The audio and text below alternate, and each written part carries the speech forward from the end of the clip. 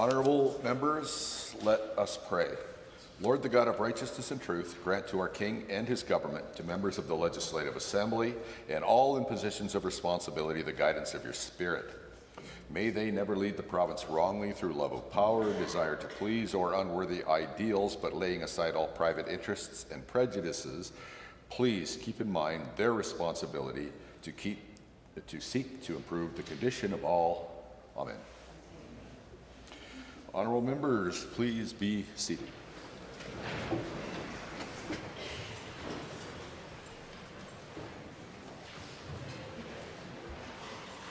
Introduction of visitors. Introduction of guests. No school groups today. Members, sitting in my gallery are families of the Red Tape Reduction Minister, Dale Nally. Oops, shouldn't have said that. I apologize and withdraw.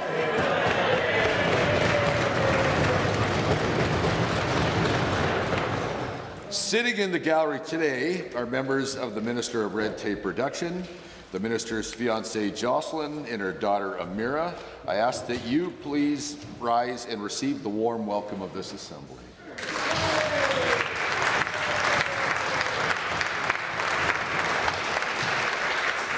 The member for Edmonton Highlands, Norwood. Thank you, Mr. Speaker. I rise today to introduce to you and through you a wonderful trans advocate by the name of Hestia Drury. Hestia has been in the gallery many days, and it's very special to see her here today on the Trans Day of Visibility. And so please rise and receive the traditional warm welcome of this Assembly. The Minister of Tourism and Sport. Mr. Speaker, it is my honor and pleasure to rise today and introduce to you and through you two wonderful friends of mine, a very talented videographer for our caucus and a special visitor all the way from the beautiful country of Mexico.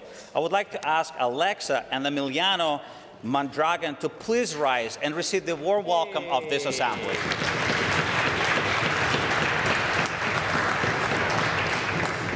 Edmonton Riverview.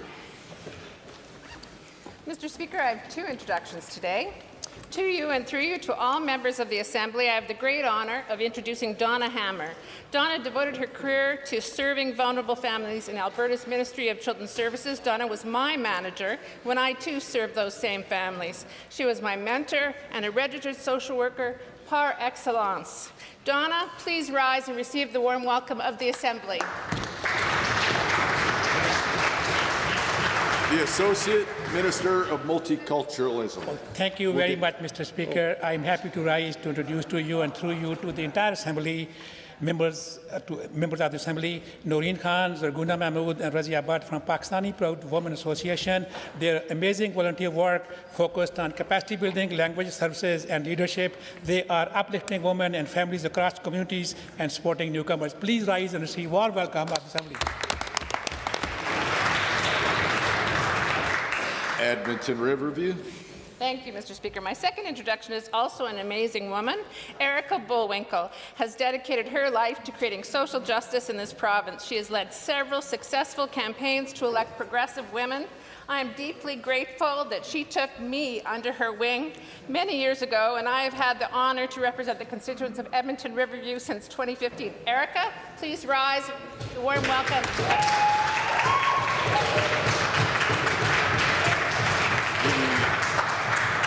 For Edmonton McClung. Thank you, Mr. Speaker. Pleasure to rise to you and through you to introduce extraordinary volunteer and trans advocate Laura Penner, who will be accompanying many at the Trans Day of Visibility rally later. Accept the warm welcome of the Assembly, Laura. The Minister of Agriculture. Mr. Speaker, it's my pleasure to introduce to you and through you a group of incredible individuals representing Team Alberta Crops, Connie Phillips, Beverly Wyman, Kelly Chambers, Luke Lindholm, Gwen Young, on behalf of myself and all of my colleagues on this side of the House. We'd like to thank them for what they do supporting our farmers and ranchers. Please rise and receive the warm welcome of this House. The member for Lacombe Panoka.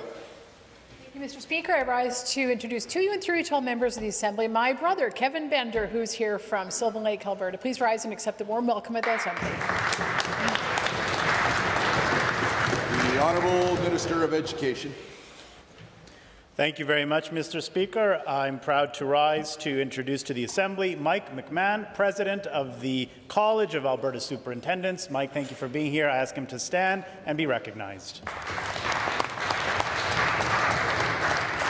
Are there more introductions? Seeing the Honourable Minister of Red Tape Reduction. Thank you, Mr. Speaker. I'd like to ask members of the Alberta whiskey industry as well as Alberta Grains. They are job creators, they are entrepreneurs. Many of them are also my friends, Mr. Speaker. If I can ask them to rise and receive the warm welcome of the House. Thank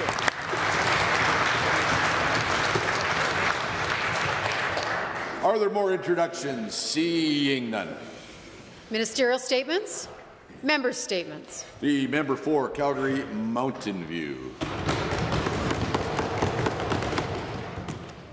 With great power comes great responsibility. Or at least it should. Not so much with the UCP. They love to tell us how they hold all the power, to wield it, to flaunt it, to use it to get more, to take fancy private jets from their friends, or rewrite the laws for them. But when it comes to responsibility, they're nowhere to be found. ER wait times dangerously high, nothing to do with them. Classrooms bursting at the seams, must be someone else's fault. Ask a UCP member, you would swear that the province has no jurisdiction at all over healthcare or education. Couldn't possibly be their area. Every day, Albertans are struggling to pay rent, to buy groceries, but the UCP, they can't help. It's not their responsibility. Suddenly you'd swear they have no power at all. Until, of course, their friends come knocking. They couldn't possibly do anything to help Albertans with their shrinking groceries or growing prices, but they can rewrite the law 3 times to help their separatist friends get a referendum. Responsibility, the proper exercise of power, it's hard. It means rolling up your sleeves, not yelling at someone else, not blaming any and every convenient target, real work. The UCP, they're not so into that kind of power, but they have plenty of power when it comes to picking on someone else. With a stroke of their mighty pen, they take away rights from teachers, from workers, from trans kids, from girls. There's plenty of power when it comes to changing the rules so that they can take private jets or receive golden cats. But when it comes to what Albertans want, suddenly nothing at all. What the UCP forget is that that power was never really theirs. They borrow it from the people that they are supposed to serve. And every day, more and more of those people are thinking that maybe it's time to take that power back. The member for Camrose. Thank you, Mr. Speaker. Yesterday, our government took an important step forward in strengthening animal welfare across Alberta with the introduction of Bill 22, the Animal Protection Amendment Act. This marks the first comprehensive update to the legislation in more than 20 years, modernizing it to reflect today's expectations and ensuring Alberta remains a leader in protecting animals from harm. If passed, the proposal will update outdated language and definitions, improve clarity, and provide peace officers with stronger tools to respond quickly and effectively when animals are in distress. These changes are about making sure enforcement time is consistent and focuses on preventing harm before it escalates. If passed, inspection authorities will be modernized and expanded to include business serving the public, like boarding and grooming facilities. Mr. Speaker, this legislation also takes a firm stance against those who mistreat animals on a repeated basis. Alberta is positioning itself as a national leader in addressing repeat offences by improving how and when court orders are issued and enforced. Importantly, these changes would make Alberta the first province in Canada to enable the enforcement of animal protection orders issued in other provinces, helping ensure that serious offenders cannot move here and continue harmful behaviour without consequences. In addition, the proposed amendments would significantly increase the maximum fines for those convicted of animal abuse, increasing maximum penalties from $20,000 to $250,000, as well as introducing potential jail terms for up to 12 months for serious offences. These stronger penalties send a clear message. Animal cruelty will not be tolerated in Alberta, and those who commit these acts will face meaningful consequences. Mr. Speaker, Albertans expect strong protections for animals and accountability for those who cause harm. This proposed legislation delivers on both by modernizing the Act, strengthening enforcement, and cracking down on repeat offenders. Member for Lethbridge West. In Alberta, you've likely received your property assessment. That assessment helps municipalities calculate property taxes once their budgets are passed. Unlike other levels of government, municipalities cannot run deficits. They must raise enough revenue, largely through property taxes, to fund essential services residents rely on every day. In communities like Lethbridge, one of 7 in Alberta with integrated fire and ambulance services, about 1/3 of municipal budgets are spent on police, fire, and emergency services. These aren't optional services. Not one of us would want to go a single day without them. And for more than a century, Lethbridge Fire and Emergency Services has delivered outstanding care through an integrated model, where firefighters are also trained as paramedics. That model is now under threat. On March 13th, the MLA for Lethbridge East and I received notice from Alberta Emergency Health Services that the province intends to renegotiate Lethbridge's ambulance contracts. In addition to the other municipalities, the 7 of us were told unless they absorb additional costs, the province may move to a private contractor. And they only have a few weeks to decide what they want to do.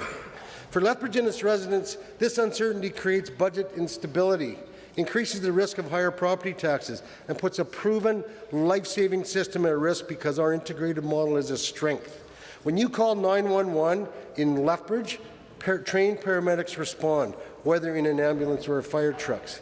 Even when ambulances are fully deployed, care still arrives. In communities without this model, red alerts happen where no ambulance is available at all. Emergency medical care is not a bargain bin service. No one calls 911 asking for the cheapest option or longer wait times. The provincial government created this situation, and Albertans need to speak out. The honourable member for Bonnyville, Cold Lake, St. Paul. Mr. Speaker, last week the member for Edmonton City Centre introduced Motion 508, or as the record would clearly show, defund the police motion. This motion was a dangerous roadmap to emptying police cars across rural Alberta. It calls for the government to strip resources from law enforcement and to force social workers into roles they aren't trained for. In fact, the motion calls for 80% of the funding to go to our major urban centres, leaving the rest of the province behind. Absolutely disgraceful. This is the same reckless big city first agenda that we've seen from the NDP before, prioritizing ideology over safety and headlines over real solutions. Mr. Speaker, forcing social workers to do law enforcement is not just wrong, it's deadly. Defunding the police may be gospel for elite left-wing activists the NDP love to pander to, but not so much for the rest of Alberta. It is certainly not popular with the good folks in Bonnyville, Cold Lake, St. Paul. Due to the Liberal NDP bail changes, crime has become a rising problem throughout Canada. Frontline officers need our support, Mr. Speaker, not the NDP that continues to downplay the problem and push policies that will make their jobs even harder. We invest in public safety with the creation of an Alberta Sheriff's Police Service to augment and support all law enforcement. This means more boots on the ground to keep communities safer. This defund the police motion was reckless and out of touch, and yet in this chamber the NDP voted unanimously to vote to defund the police, while the UCP voted it down, Mr. Speaker. Let's stop playing games. Being soft on crime means being hard on victims. We will not defund the police. We will not pit Albertans against each other, and we will always back the men and women in blue. Thank you, Mr. Speaker. The honourable member for Calgary, Buffalo. Thank you, Mr. Speaker. To call this UCP government entitled is frankly an understatement. Since this Premier was elected, she's done a complete 180 on everything she's told Albertans she'd do. Her public health guarantee it's not worth the paper it's written on. Instead, Albertans are being force-fed for-profit American-style health care with their hard-earned taxpayers' dollars are being used to line the pockets of the Premier's friend, Sam Maraise. Affordability? This UCP government just hammered homeowners across Calgary with a tax hike of more than $340, all to help pay for the massive $9.4 billion deficit budget that does absolutely nothing to help Albertans afford record-high gas and grocery prices. This government has clearly shown Albertans that what it will run on and what it will do are two very different things. It's beyond entitled, Mr. Speaker. This UCP government is teeing up a vote on an economically destructive separatist agenda this fall that no one, not one member of this House, not the Premier, not even the member from Red Deer South, has a mandate to hold, but that's set to divide neighbourhoods and tear apart communities in this province. At the least, the separatists in Quebec, Mr. Speaker, are honest to their voters and what they stand for. Not these guys. None of them ran on this, but here they are talking down our country as they encourage the breakup of this great nation. And just last fall, when thousands of teachers took to the streets to protest 7 years of UCP failures in education, this Premier is in Saudi Arabia living the life of luxury hotels and private jets with a Saudi prince's dime instead of getting teachers a fair deal. When Albertans send this Premier packing, I wonder if she'll miss the pricey red carpets that she billed them for, Mr. Speaker. Thank you. The honourable member for Edmonton Strathcona. Mr. Speaker, I rise today to recognize the passing of one of the greatest Canadians. Stephen Lewis was a towering figure in Canadian public life, not just a giant in the New Democratic movement. His commitment to justice and human dignity spanned generations, shaped generations, and I've been inspired by him my whole life. His resume is long and it barely requires repeating. He served as a member of the provincial parliament in Ontario for 15 years, notably as leader of the official opposition. He was then appointed by Prime Minister Brian Mulroney to be Canada's ambassador to the United Nations, a role in which he served with great distinction, notably leading the fight against apartheid.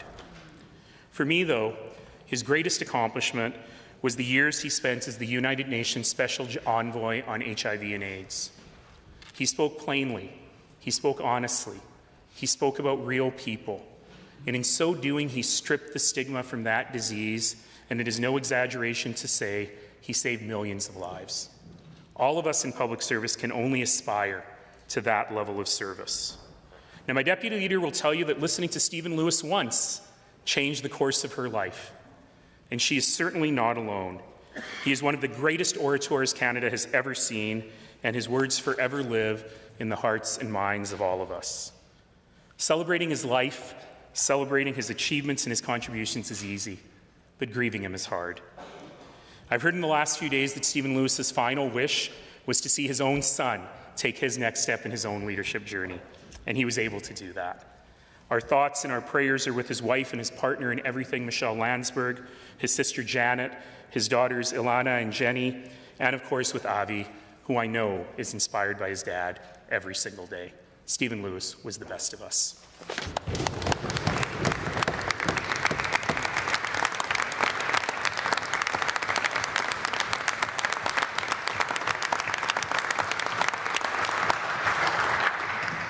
Reports by standing and special committees, presenting petitions, notices of motions. The Honourable Minister of Municipal Affairs. Well, thank you, Mr. Speaker. I rise on behalf of the Government House Leader to move Government Motion 35, which reads as follows. Be it resolved that the Legislative Assembly concur in the report of the Standing Committee on Legislative Offices tabled on March 20. Notice of motions. Pardon me. I rise to give oral notice of Bill 26, Immigration Oversight Act, sponsored by the Minister of Jobs, Economy, Trade and Immigration, and Bill 27, Financial Statutes, Amendment Act 2026, sponsored by the Minister of Finance and the President of Treasury Board. Honourable members, it's 1:50, which means it's time for oral question period. And the first question belongs to the Leader of the Official Opposition.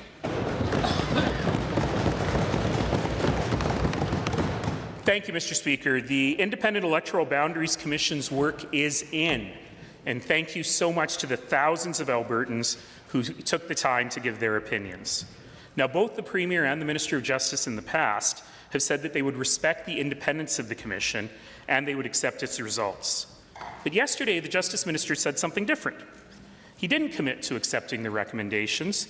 In fact, he said, quote, "All options are on the table," unquote.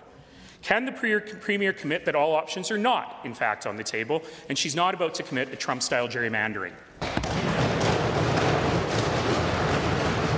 The Honourable the Premier. Thank you, Mr. Speaker. We would also like to thank all of the Albertans and many members of this Assembly who contributed their thoughts and time and submission to the process. We have received the report, and of course, it's the members of the Legislative Assembly who are going to need time to review it and its findings and recommendations. And we also thank the Electoral Boundaries Commission for its work, and we're making sure that we go through it, and we'll look forward to seeing what members of the Legislative Assembly have to say about it. Honourable member. To be clear, Mr. Speaker, there is one recommendation from the Electoral Boundaries Commission. It is the recommendation of the Commission.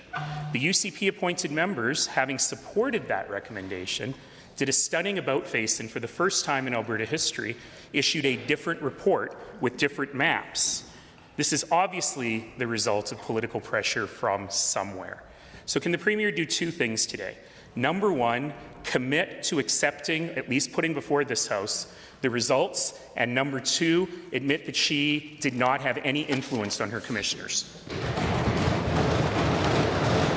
Premier. Mr. Speaker, yes, it's an independent process, and I did not have any influence on the commissioners. I think this is an issue for the members of the Legislative Assembly to decide. This is not a decision for me. It's not a decision for government. It's going to be a decision for the honourable members in this chamber. Honourable member. That's an interesting way of putting it. The Premier often says that the government can do whatever they want, but the Attorney General said in this House multiple times, quote, "The government does not draw electoral boundaries." That's right. That is correct, and that is the way Canadian democracy works. Yet this government appears to be so scared that they can only win the next election by cheating. This is precisely what the Premier's boss, President Trump, is trying to do in the United States, and no surprise they're trying it here too. So can the Premier just clear the air and say she will not gerrymander and she'll put those recommendations? Premier. The recommendations will be put before the Legislative Assembly, and it's members of the Legislative Assembly who will make the decision, Mr. Speaker. Second set of questions. Order. The second set of questions belongs to the Leader of the Official Opposition. So the Premier has just admitted that she wants the government to draw the maps. We'll have to see you in court if that's what happens, Mr. Speaker. So yesterday, the Minister of Municipal Affairs said something no member of this caucus has been able to say in years. He said he was a proud Canadian and he believed in a united Canada without the word salad and without the equivocation. Yet right behind him sits a member, the Premier's point man on constitutional affairs, who came out this weekend as a full-throated separatist. We know the Premier never likes dissent. So, is she going to kick out the member for Red Deer South or kick out her minister? Premier. Well, thank you, Mr. Speaker. Private members have their own personal opinions. There's a whole range of personal opinions in the members opposite. I think the member of the Leader of the Opposition understands that. What is different is the position of government and the position of our caucus. And the position of government is that we support a strong Alberta within a united Canada. That means, yes, Alberta stays a province, and we continue to work to ensure that our areas of jurisdiction are respected, like we just were able to announce today that our Minister of Agriculture has managed to secure strychnine for use on farmers' fields to make sure that our farmers' rights to grow is protected. Honourable member. Well, there's no diversity in opinion on this side of the House about an issue as important as the future of the country. We are all proud Canadians. But in his op-ed on the weekend, the member for Red Deer South encouraged everyone to sign the petition. The Premier has continually changed her story here from none of my members signed the petition to I don't know if they signed the petition to I don't care if they signed the petition to we have a diversity of opinions. So did she ask the member of Red Deer South if he signed the petition and how many other members of her caucus have?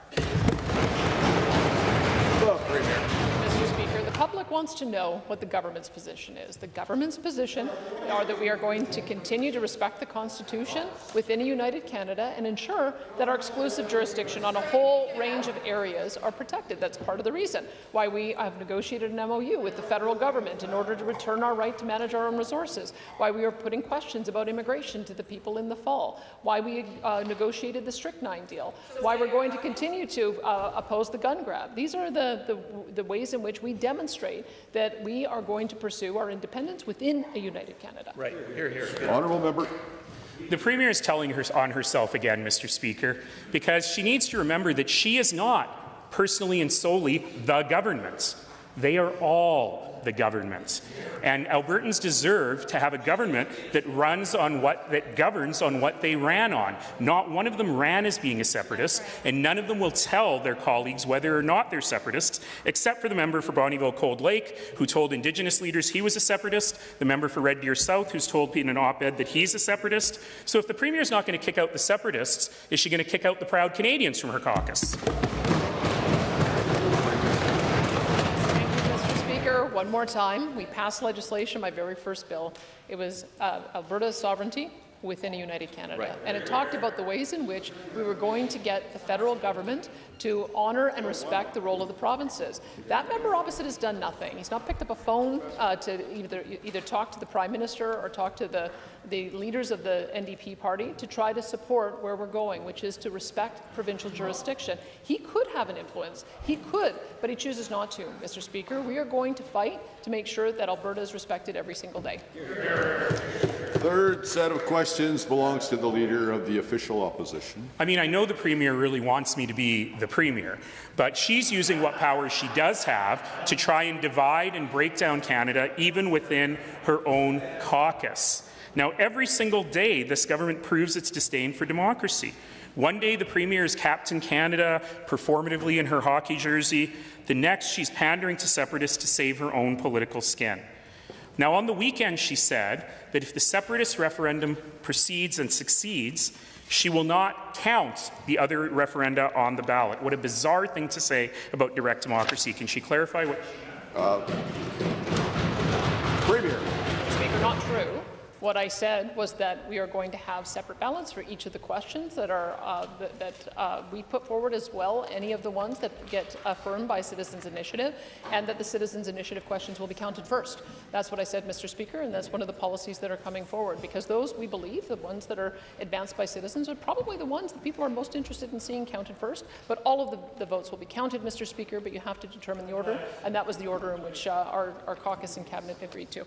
Great answer. Honourable member. That's a helpful clarification. Perhaps she needs to go back on the podcast and clarify it, because she very clearly said this weekend those will be counted first, and she will direct Elections Alberta not to count the others because they're moot. Now, the Premier's separatist supporters, of course, are doing an early victory dance because they think they've hit their target. Of course, the only reason they hit their target is because this government and this Premier lowered the target. And even her own Parliamentary Secretary for Constitutional Affairs called on Albertans to sign the petition. Is this the outcome the Premier always wanted, to let her separatist government tear down this country? Premier. Thank you, Mr. Speaker. We know the members opposite don't trust Albertans. We know the members opposite don't believe in citizen-initiated referenda. We do on this side. There was legislation that has been at the municipal level for decades. There was legislation that was put forward before I came here. We looked at different models for how citizen initiative takes place in different jurisdictions, and we have a higher bar than in California, where most of the propositions have gone forward. That's all that it was, Mr. Speaker, is making sure that we had a fair bar so that it was difficult to get the number of signatures, but that it was a reasonable bar so that it was attainable. Honourable member. Well, there are certainly a few Albertans that I don't trust, and they sit on the government benches because they run for one thing and they govern as something else entirely. Right. Now, the Premier has been planning for the success of her separatist friends while ignoring the proud Canadians who signed the Forever Canadian petition. She's willing to throw away her own precious referenda if the separatists succeed. This shows this entire thing is a charade. This entire thing is a performative fake, and it has been from the beginning. But this isn't fun and games. This has real complications on the economy and on people's lives. Is this what the Premier always wanted, or is she making it up as she goes along? Yeah. Just a reminder that we need to stop when our 35 seconds are up. Go ahead, Premier. Well, speaking of making things up, I have already said very clearly our 9 questions will go ahead. The 2 questions that are in the process of getting citizens' initiative will also go ahead and be counted first if they are successful. The committee is going to deal with the Forever Canada question because the proponent seems to be changing his mind on whether he wants to go to a referendum or not on it. That's the reason, Mr. Speaker, why we struck the committee. They'll be starting their meetings on April the 21st. We look forward to hearing from them. But at the end of the day, these are decisions for Albertans to make, and we trust Albertans to make the right decisions. The next set of questions belongs to the member for Edmonton Millwoods. Mr. Speaker, word is that those pushing for a separation referendum may have reached the required numbers of signatures. Now, that's a lower number of signatures than the pro-Canada folks reached on their petition last summer, a petition the separatist UCP continues to ignore. The separatists needed a lower number of signatures because the Premier and her UCP government changed the rules in the separatists' favour.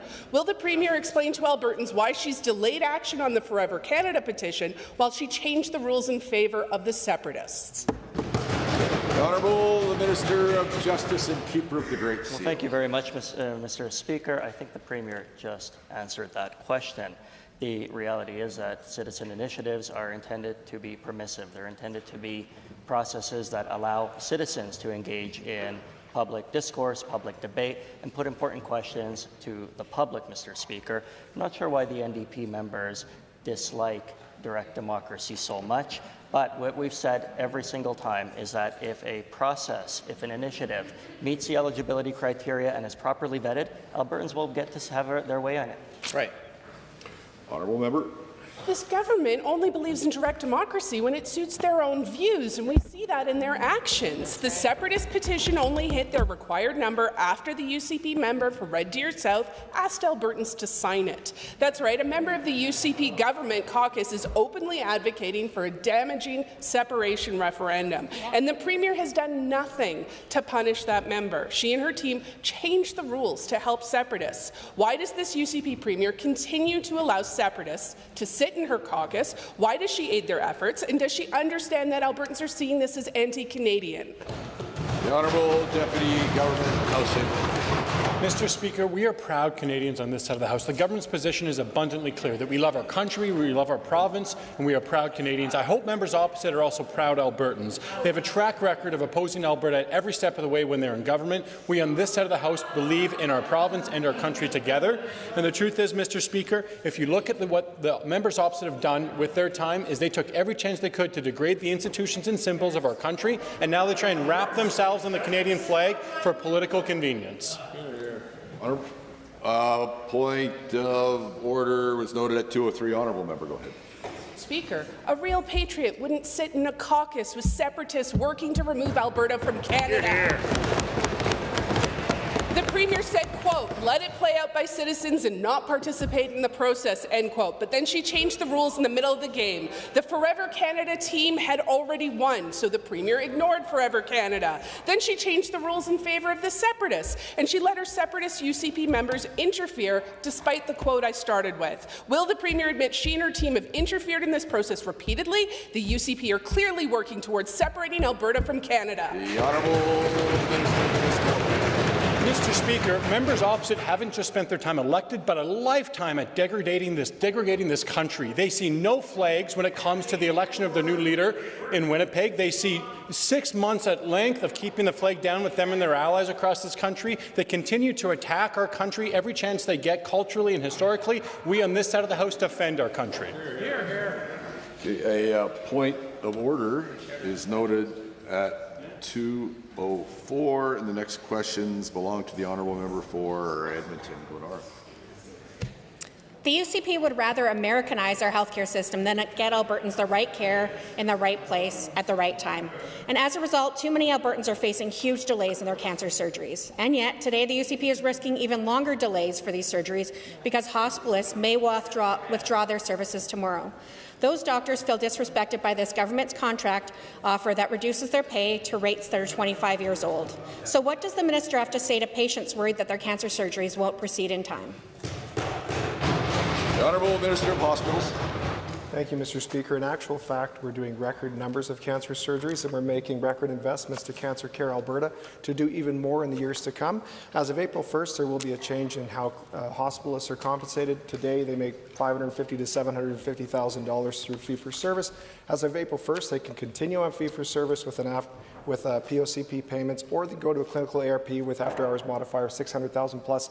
It's competitive across Canada, it's fair, and we expect the vast majority to take one of the two avenues. Honourable member.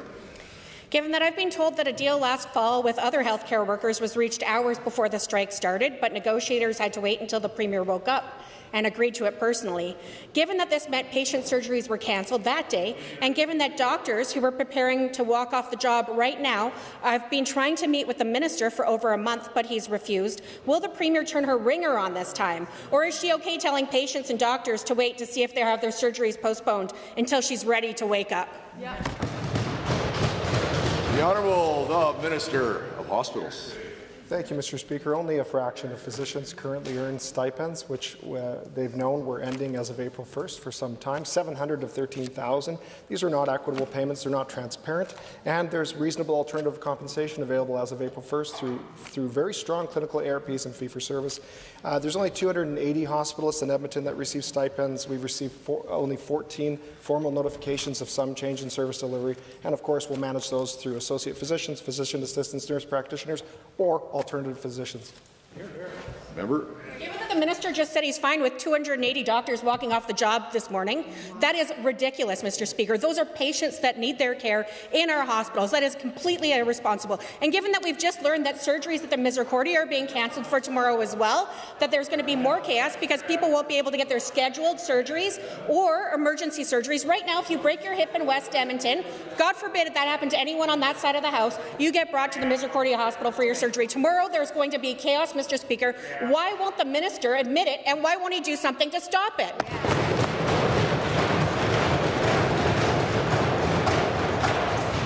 Minister. Thank you, Mr. Speaker. And in fact, we are doing record surgeries as well, including orthopedic surgeries. And we're going to make sure that we fully utilize the OR time, doing other orthopedic surgeries or even cancer surgeries, urology or spine. Mr. Speaker, we have plans in place, as we do whenever there's any type of service disruption, medical practitioner not available, and we'll continue to do that to make sure Albertans do receive their procedure as quickly as possible, recognizing that it does have impacts on their lives. Next question belongs to the Honourable Member for Grand Prairie Wapiti. Well, thank you, Mr. Speaker.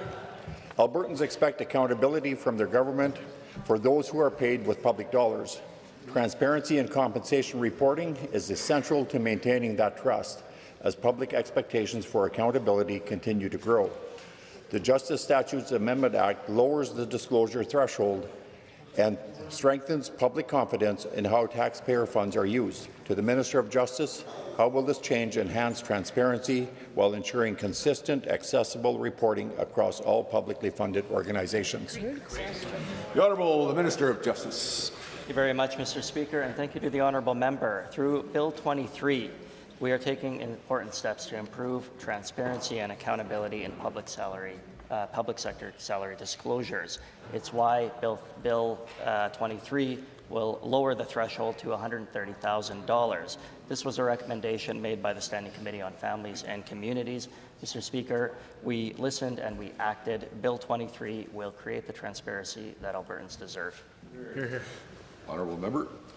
Thank you, Mr. Speaker, and to the Minister for that answer. Given that Albertans expect our democracy to be transparent, accountable and accessible, and that it is vital that these processes operate with integrity, and given that all the recall and citizen initiatives framework gives Albertans a direct voice in shaping their government, can the Minister of Justice explain how the Justice Statutes Amendment Act improves the fairness and accountability of these democratic tools?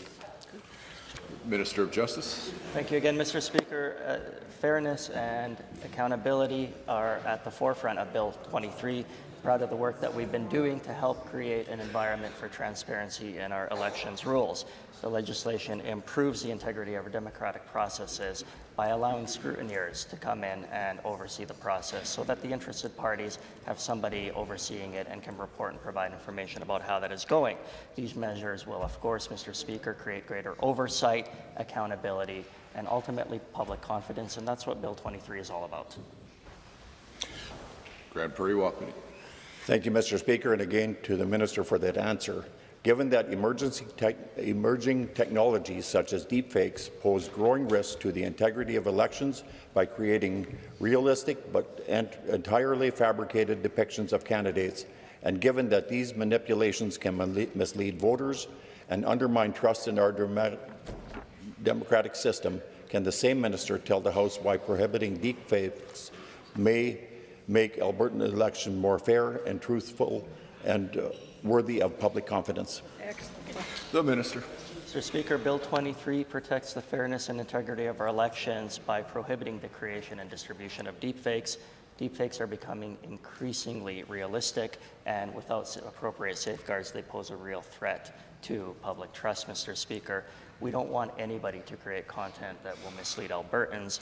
Even the federal government has taken proactive steps to introduce a bill to ban deepfakes when it comes to elections and electoral candidates. By addressing this challenge now, Mr. Speaker, Alberta will take a very proactive step in creating elections that are fair and honest.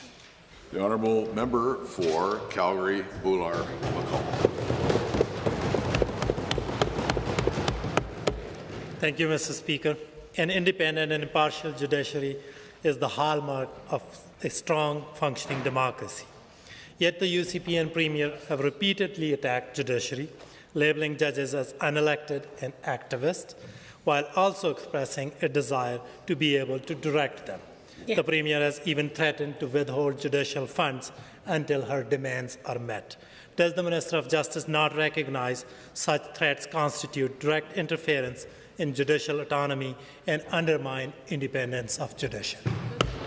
The Honourable Minister of Justice. Well, thank you very much, Mr. Speaker. We absolutely respect the independence of the judiciary, and at all levels, both at the federal level and at the provincial level, judicial candidates are vetted by independent committees, Mr. Speaker. The Premier has been working hard to advocate for Alberta. And in that advocacy, she's been asking for more input, more cooperation, and more collaboration, Mr. Speaker, in the federal judicial selection process. As I've said before, time and again, we have a great line of sight on what is happening in this province. We'd like to contribute a little bit more. Honourable member. Given the Premier wants judicial decision-making to reflect, and I quote, values and expectation of Albertans, end quote. And given the Premier also wants to be able to direct judges and judges' decision to, again I quote, appropriately reflect Alberta's distinct legal traditions, end quote. To the Minister of Justice, is it the government position that sitting judges in Alberta lack the qualification to hold judicial office? And will he be kind to name one distinct legal tradition he expects to be reflected in their decision-making? Just one. Minister.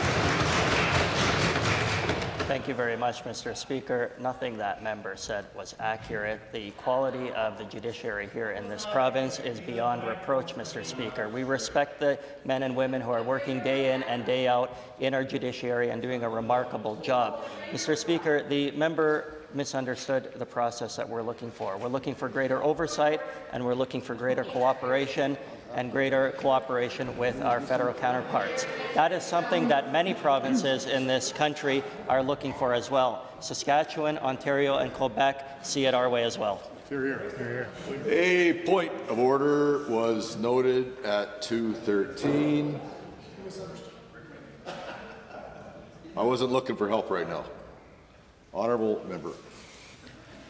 Given that Alberta's court system is already under-resourced and grappling with delays and Jordan stays, and given that threatening to withhold judicial funds would only worsen this situation, and given that yesterday the Justice Minister reiterated at a news conference that withholding judicial funds is not off the table, to the Minister, what will it take for this government to stop this nonsense and stop using judicial funding and judicial autonomy as pawns in its grievance politics? Good question. Honourable Minister of Justice. Mr. Speaker, here are the facts. We have no vacancies at the Court of Appeal, Mr. Speaker. We have one vacancy at the Court of King's Bench. That is a fully funded position as well. They could never boast that record. We were able to take the proper steps and work with our federal counterparts to make sure that the Court of King's Bench and the Court of Appeal were fully staffed with a wonderful complement of judges, Mr. Speaker. They talk about Jordan Delays. Look at their record when it comes to Jordan Delays and compare it to ours. I'll put that record up against that member's any day of the week. The next set of questions belongs to the member for Edmonton Riverview.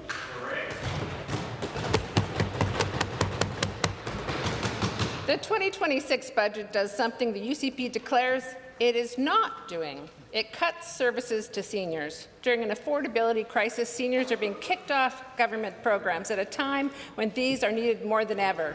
It is insulting, cruel, and devastating to seniors who deserve to be treated with respect and dignity. This is made worse by the UCP's budget message, saying they are focused on what matters. Do seniors not matter to the UCP? Why is the minister cutting access to programs by decreasing the income threshold during an affordability crisis? The Honourable Minister of Social Services and Assisted Living. Mr. Speaker, I think the NDP should take the finance minister up on his offer to do a lesson on how to read a budget, because nothing can be further from the truth. There is no cuts to senior benefits. In fact, senior benefits are increasing by millions of dollars, Mr. Speaker. The senior benefit alone, we will spend $553 million on. That's about $13 million more than the year previous, Mr. Speaker.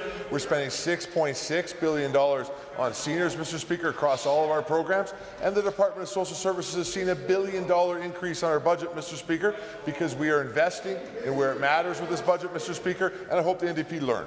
The Honourable Member. Given the Minister of Primary and Preventative Health Services was asked in estimates if this 9% cut to the eligibility criteria would affect services regarding seniors' supplementary benefits. And given she stated, and I quote, "It does not affect any of the services that are provided under the seniors' drug and supplementary benefits," end quote. And given, in contrast, my constituent staff were told that the decreased threshold applies to eligibility for these benefits, will the minister please clarify whether there are changes to access of these programs? The well-being of thousands of seniors depends on this. The Honourable Minister of Social Services and Assisted Living. Mr. Speaker, again, there are no changes to the senior programs that the honourable member just referred to, Mr. Speaker. Our senior benefit remains the same, Mr. Speaker. What is changing is the threshold, but we remain the highest threshold in the country, by a country mile, Mr. Speaker.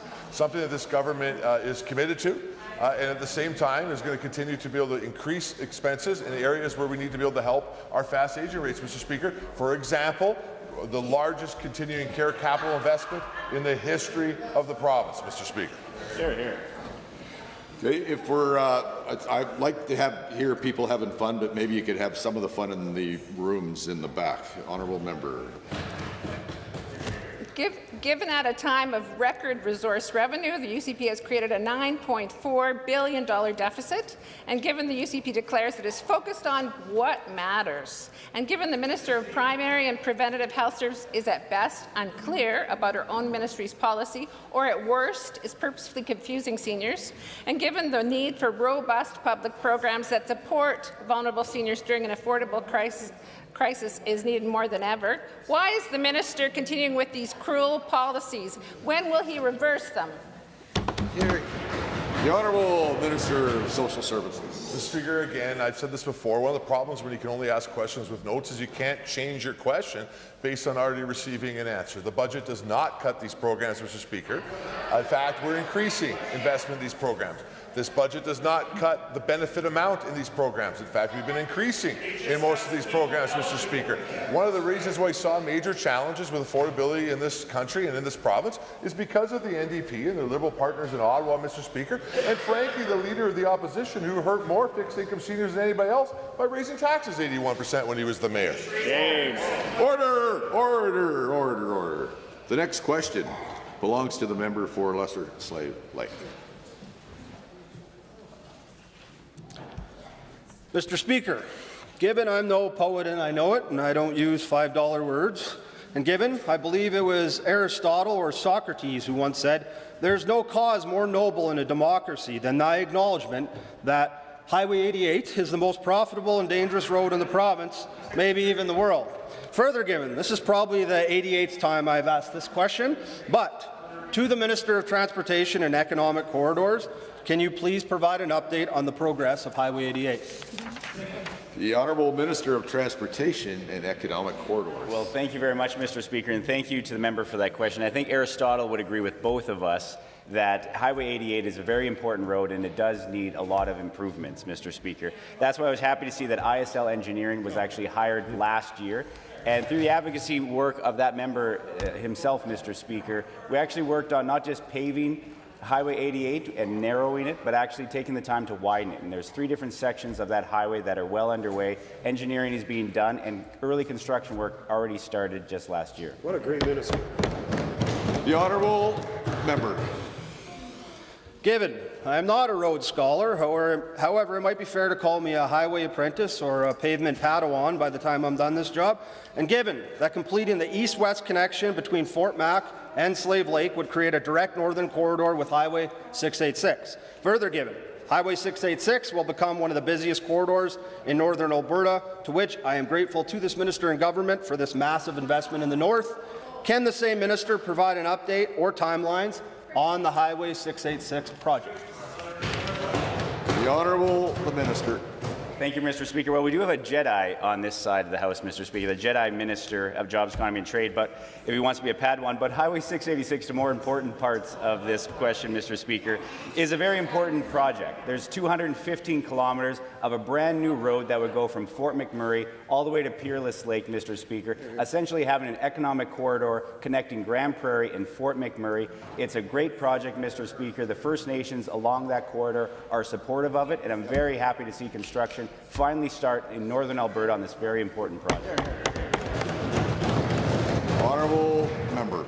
Thank you, Mr. Speaker. Given that the Smith Bridge is a long overdue piece of infrastructure built originally for World War II and is way past its expiration date, and given I'm proud to support this budget and look forward to providing information to the constituents of Lesser Slave Lake on this project, could the minister please provide the people of Smith, the MD of Lesser Slave River, and our entire region any news on the Smith Bridge? The Honourable Minister of Transportation.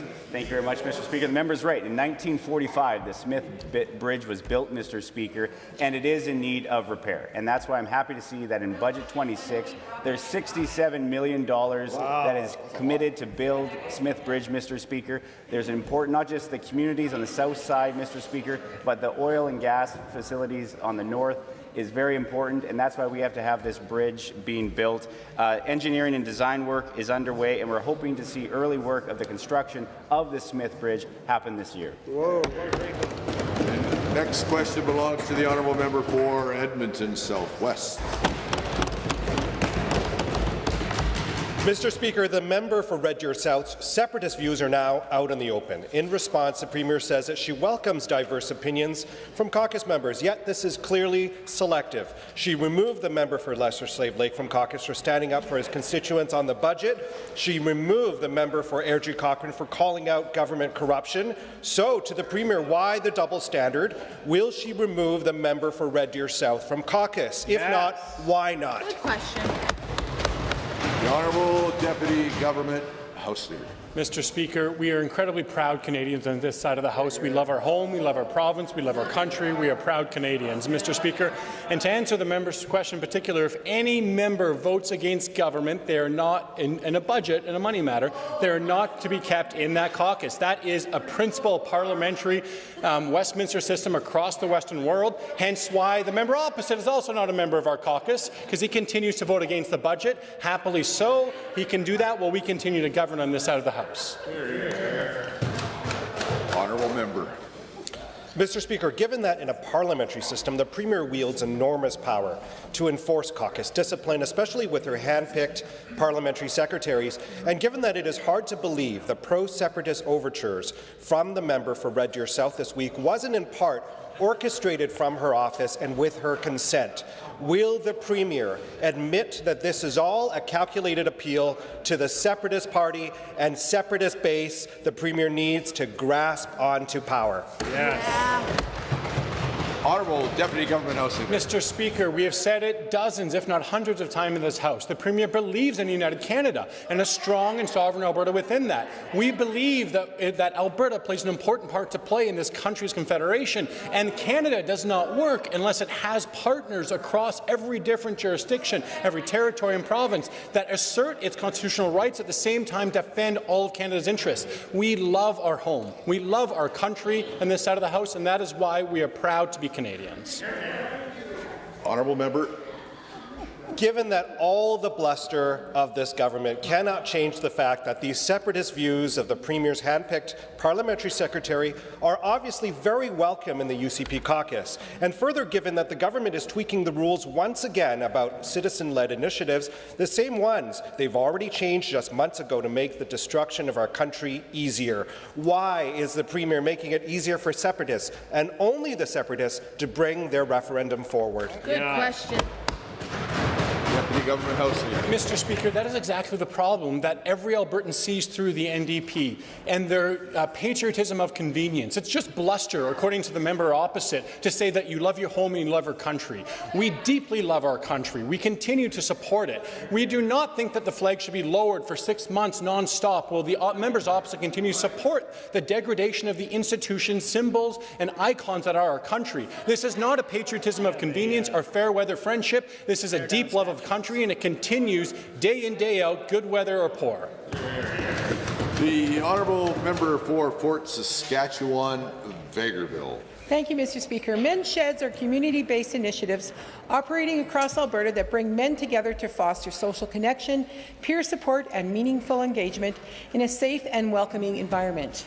These programs help reduce social isolation and support men's mental health and well-being by encouraging connection, purpose, and early intervention outside of clinical settings.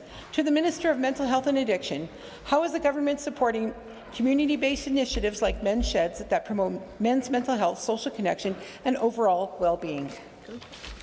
The Honourable Minister of Addictions and Mental Health. Thank you, Mr. Speaker, and to the member for the question. Community organizations play an important role in supporting mental health and are often the very first place for people to turn for help.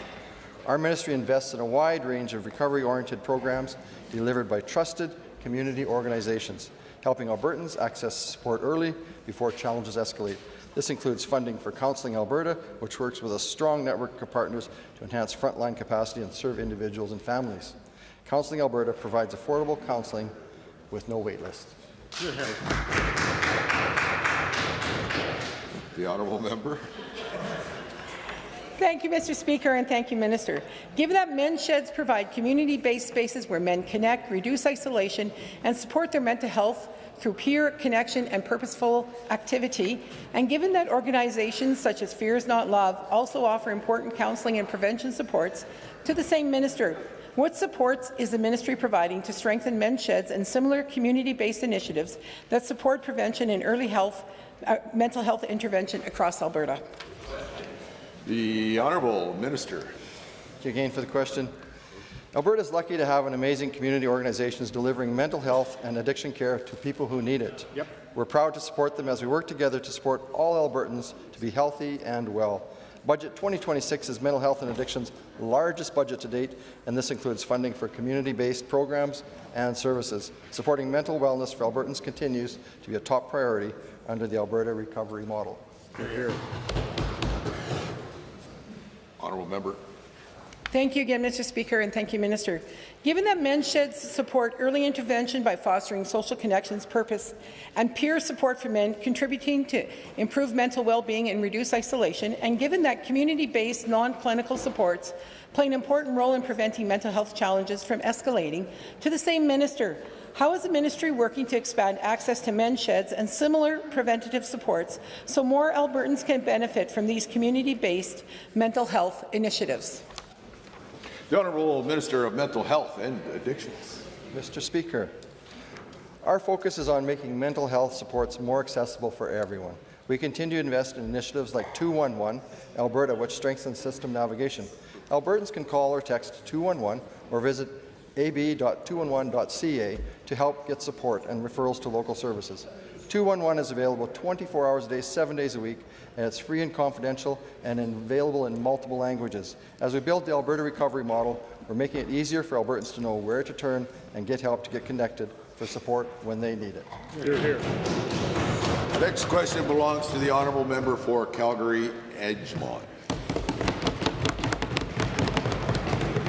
The UCP government's budget makes Albertans' lives more expensive and shows they wasted a boom during a boom. For the last 7 years, this has been the case because the cost of living just keeps going up. As the price of the pump skyrockets, they could make things more reasonable by pausing the provincial gas tax.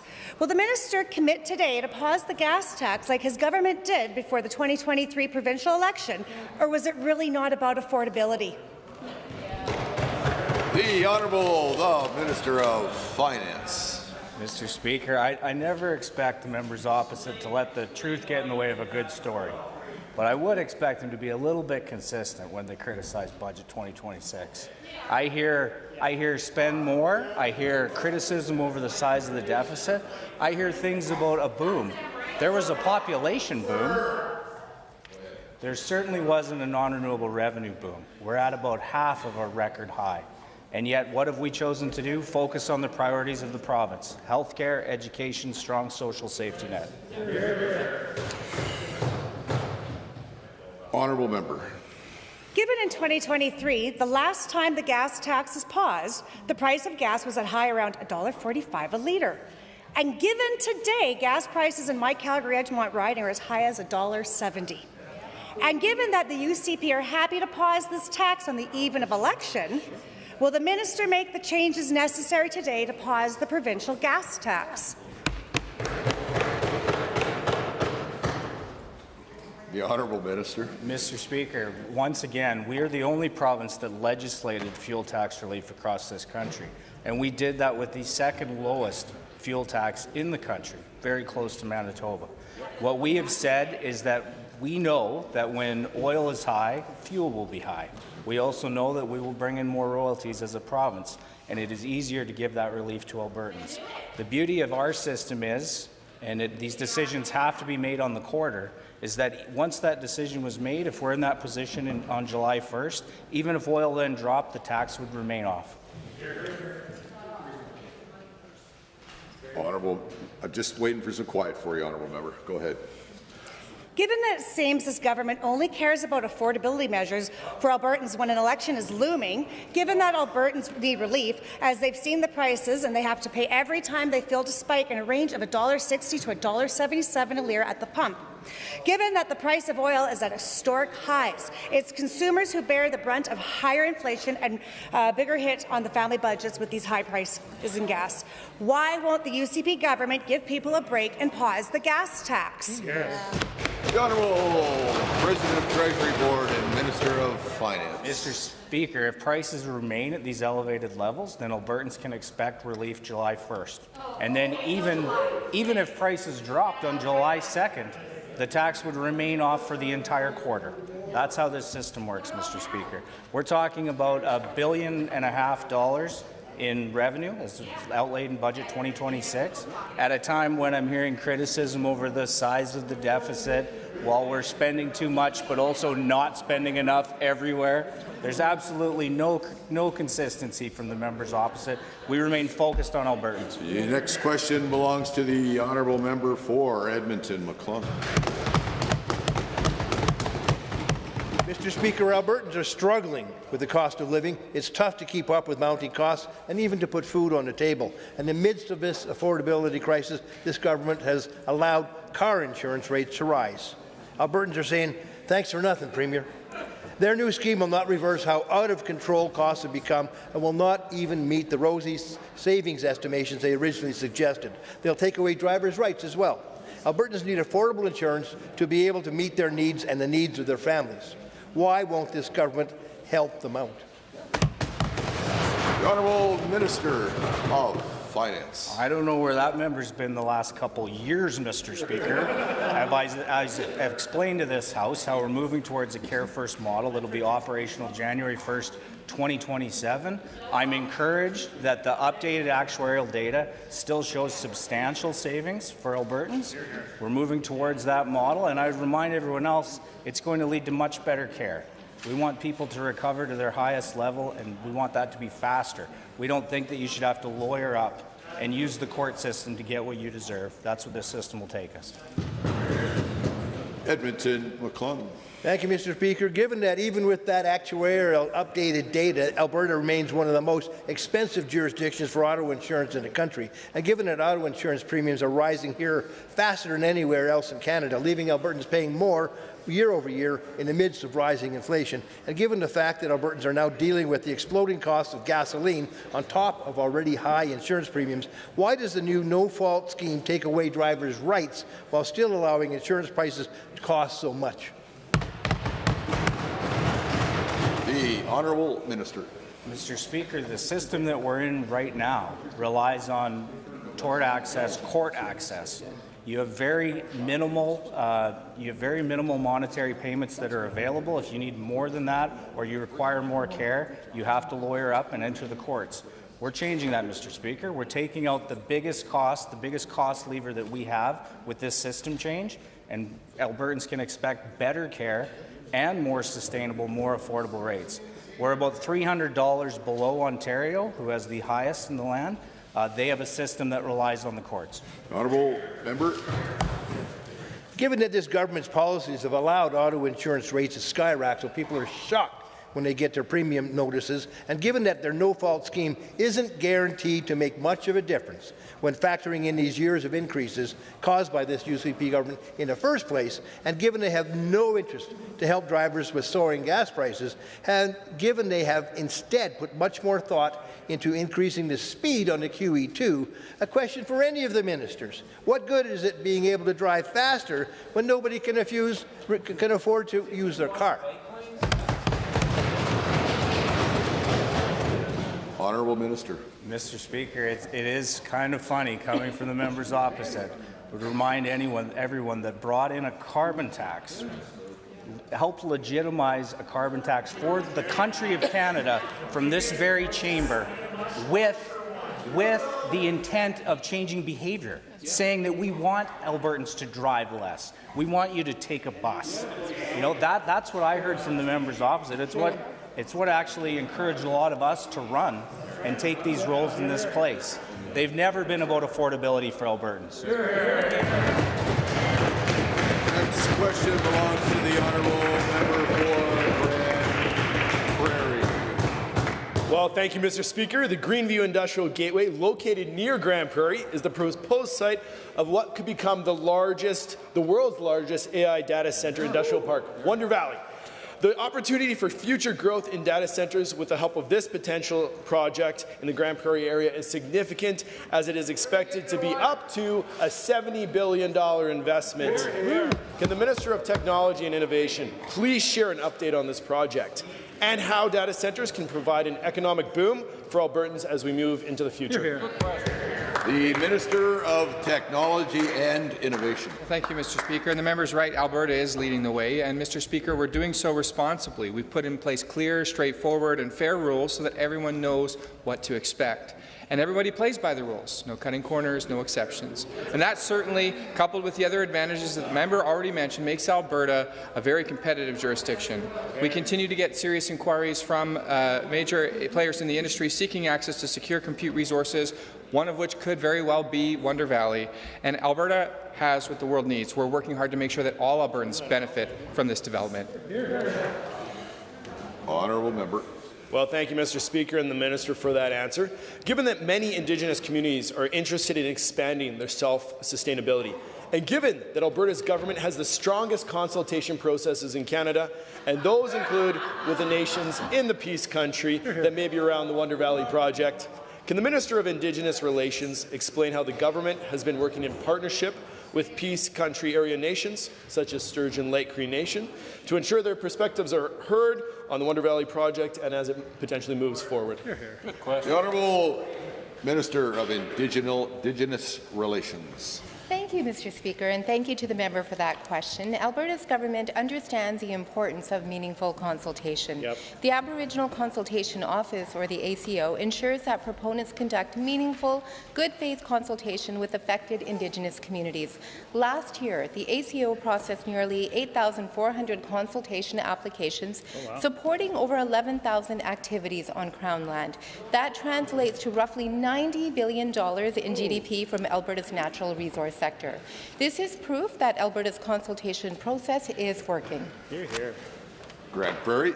Thank you, Mr. Speaker, and to the Minister for that answer. Given that there must be a balance between economic prosperity and environmental stewardship, and further given that our government is expected to receive many more requests for projects like Wonder Valley, can the Minister of Environment and Protected Areas explain how future industrial zone projects will maintain Alberta's lush greenery and show Alberta can be a global leader in commingling industry with strong environmental standards? The Minister of Environment and Protected Areas. Thank you, Mr. Speaker, and thank you to the member for the question. Alberta leads the way across Canada in protecting our pristine environment while growing the economy. We can do both, Mr. Speaker, and we do it better than anyone else in the world.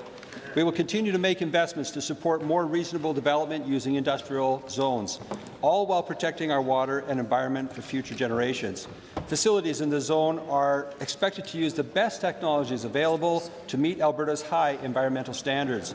We will continue to work with partners across the province to support innovative solutions that protect the environment while also— Honourable members, in 30 seconds, we will continue with the daily routine.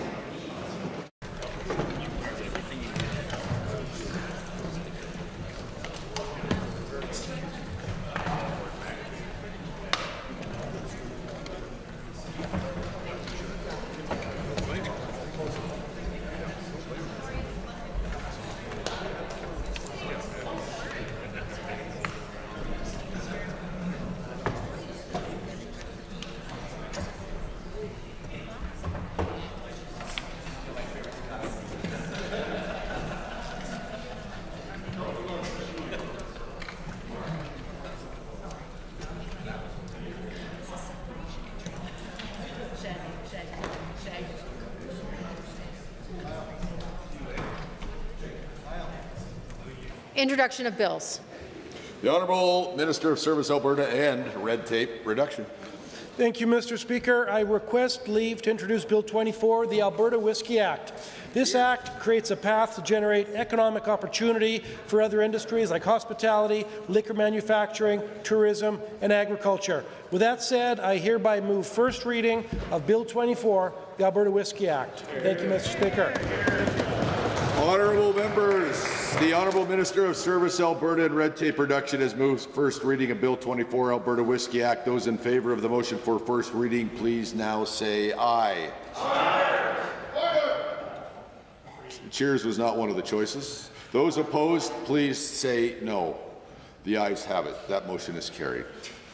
Bill 24, Alberta Whiskey Act, is now read a first time. The Honourable Minister of Education and Childcare. Thank you, Mr. Speaker. I, as well, rise to request leave to introduce Bill 25, an act to remove politics and ideology from classrooms and amend the Education Act 2026. Mr. Speaker, this act will ensure education programming is fair, impartial, and free from personal bias, and will further build on our efforts to improve early reading and math skills by ensuring timely intervention supports based on screening results. The Honourable Minister of Education and Childcare has moved first reading of Bill 25, an act to remove politics and ideology from classrooms and amend the Education Act 2026. Those in favour of the motion for first reading, please now say aye. Aye. Those opposed, please say no. The ayes have it. That motion is carried. Bill 25, an act to remove politics and ideology from classrooms and amend the Education Act 2026 is now read a first time. Tabling returns and reports. Edmonton, Highlands, Norwood. Thank you, Mr. Speaker. I rise today to table 5 copies of an email from the lovely Hestia Drury, who happens to be in the gallery as well. Hestia has written a letter calling on the UCP to denounce their anti-trans policies. Thank you very much. The honourable member for Sherwood Park. Thank you, Mr. Speaker. I rise to table the recipe for Kozowski family favourite vinaigrette. Pour over any leafy green or UCP word salad and enjoy. Yeah. Well, that was fun. Debate isn't really part of tablings. Calgary Buffalo. Thank you. Tabling 5 copies of a letter from the President of the Canadian Historical Association distressed with the cuts to the heritage associations in this province. Thank you. Any other tablings? I see none. Oh, sorry, I didn't see, but it was there. Edmonton Decor. Speaker, I rise to table 5 copies of an editorial article from Canadian Medical Association, and it is titled "Private Debate Direct-to-Consumer Diagnostic Testing, Something That the Buyers Need to Know." Any other tablings? I see none this time. Statements to the clerk. Okay, we're at points of order. And the first one was called at or about 2:03 p.m. by the opposition side, the Deputy Opposition House Leader. Speaker, we can actually combine, I think, the 2 points of order that we had, this one and the next. They're both pertaining to the remarks that were made by the Deputy Government House Leader in response to questions from the Opposition House Leader. So on both of these points, I think we are speaking to 23 HI and J, particularly J, uses abusive or insulting language of a nature likely to create disorder. So as I said, Mr. Speaker, in answer to questions from the Opposition House Leader, the Deputy Government House Leader said, according to the best that we could transcribe, the truth is, Mr. Speaker, if you look at the members opposite have done with their time, they took every chance they could to degrade the symbols and institutions of this country, and now they try to wrap themselves in a flag for political convenience. The members opposite haven't just spent their now this is his second answer, Mr. Speaker. The members opposite haven't just spent their time elected, but a lifetime denigrating this country. They continue to attack our country every chance they get. Culturally and historically, we on this House defend our country. Now, Mr. Speaker, I'm not sure that the member who shotgunned a beer on the floor of this Assembly is in a place to lecture anyone else here about denigrating the institutions of our country. That is a clear inaction that is recorded in Hansard. Now, what the member is making is a broad accusation for which he has no evidence. Now, to be clear about the language we're talking about here, Mr. Speaker, from the Merriam-Webster Dictionary, degrade means to lower the quality, rank, status, or moral character of something or someone. So what the Deputy Government House Leader is claiming is that our members have lowered the quality, the rank, the status, or the moral character of the institutions of our country, the symbols of our country. Indeed, he referenced the flag of our country. Not just once, Mr. Speaker, he says we do so repeatedly, and not just now, Mr. Speaker, he took it to an extreme length. He stated that the members on our side of the House haven't just spent their time elected, but a lifetime denigrating this country. Mr. Speaker, that's obviously both an incredible exaggeration, a deep insult to every member of this side of the House that goes far beyond our work in this place, and claims that even in our private lives, long before we entered public service, we spent our time, again to quote the member, unfair, in his words, denigrating, which means to unfairly criticize, belittling, or attacking the reputation of someone or something. It implies diminishing the value or importance of a person's efforts or character. Mr. Speaker, this is an incredibly broad accusation that goes far beyond the work of this House, goes straight to the personal lives of every member on this side of the House. I would say that absolutely qualifies as abusive or insulting language of a nature that absolutely will create disorder, Mr. Speaker, and would create a precedence of behavior that I would say indeed would degrade the quality of this institution. Thank you, Mr. Speaker. Government Deputy House Leader on both points of order, if you're able. Happily, Mr. Speaker. Now, the Opposition House Leader said that what I said during question period goes far beyond the work of this House. I could not oppose that more strongly, Mr. Speaker. It is exactly the work of this House as to whether or not we elevate or denigrate the institutions, the quality of life, and the future of our country, our province. These are the decisions we make here today. Whether or not members opposite have denigrated or lowered the institutions of this province and this country is a matter of debate and is the purpose of a debating chamber. Whether or not lowering the flag for 6 months of a year without any opposition, whether or not calling Canada or its institutions systemically racist, whether or not changing the language in our national anthem is good or bad, whether or not Albertans are the embarrassing cousins of Canada, and whether or not the flag during the COVID protests is some sort of embarrassment or a hate symbol, or whether or not John A. Macdonald was a good or a bad Prime Minister, and whether he ought to be vilified or lionized as a hero, are all matters of debate. Those are all things that I think are important symbols, institutions, and icons of this country. Those are things that, as a Conservative, I believe deeply in, and I will continue to bring them up in this House. If members don't like that I do, they ought to stop denigrating them, and then I will not bring it up in the House. Mr. Speaker, this is a matter of debate. That is the purpose of a debating chamber. For this to be ruled out of order is to say the chamber itself has no purpose to address the biggest questions of our legislature, of our society, and our country today. As there is a moment of amnesia as to what we are to be Canadian right now across this country, to talk about those issues here if nowhere else, where we're protected from accusations of censorship and libel and defamation, here is the place I should. To limit that speech from the government on behalf of the government House Leader defending the patriotism of our members is exactly the problem the members opposite have walked us into after over a decade, and dare I say again, a lifetime of attacking the institutions and symbols of this country. And if that is debatable, it is. If it is reprehensible, that is a question of debate. And members opposite are welcome to raise it all they like, and I will continue to make the case of why Canada matters, why our institutions matter, and why continuing to reject what has been given to us in our inheritance and instead choosing for a little revolution, constantly throwing out what's been given, will be something I oppose. Okay, well, let me say that both sides managed to fit debate beyond the point of order into their comments. Congratulations. Not well done, but oftentimes both sides try to fit items that aren't part of the point of order into continuing debate here, and this is an example where both sides did just that. So not well done, but I noticed it's not helpful on either side.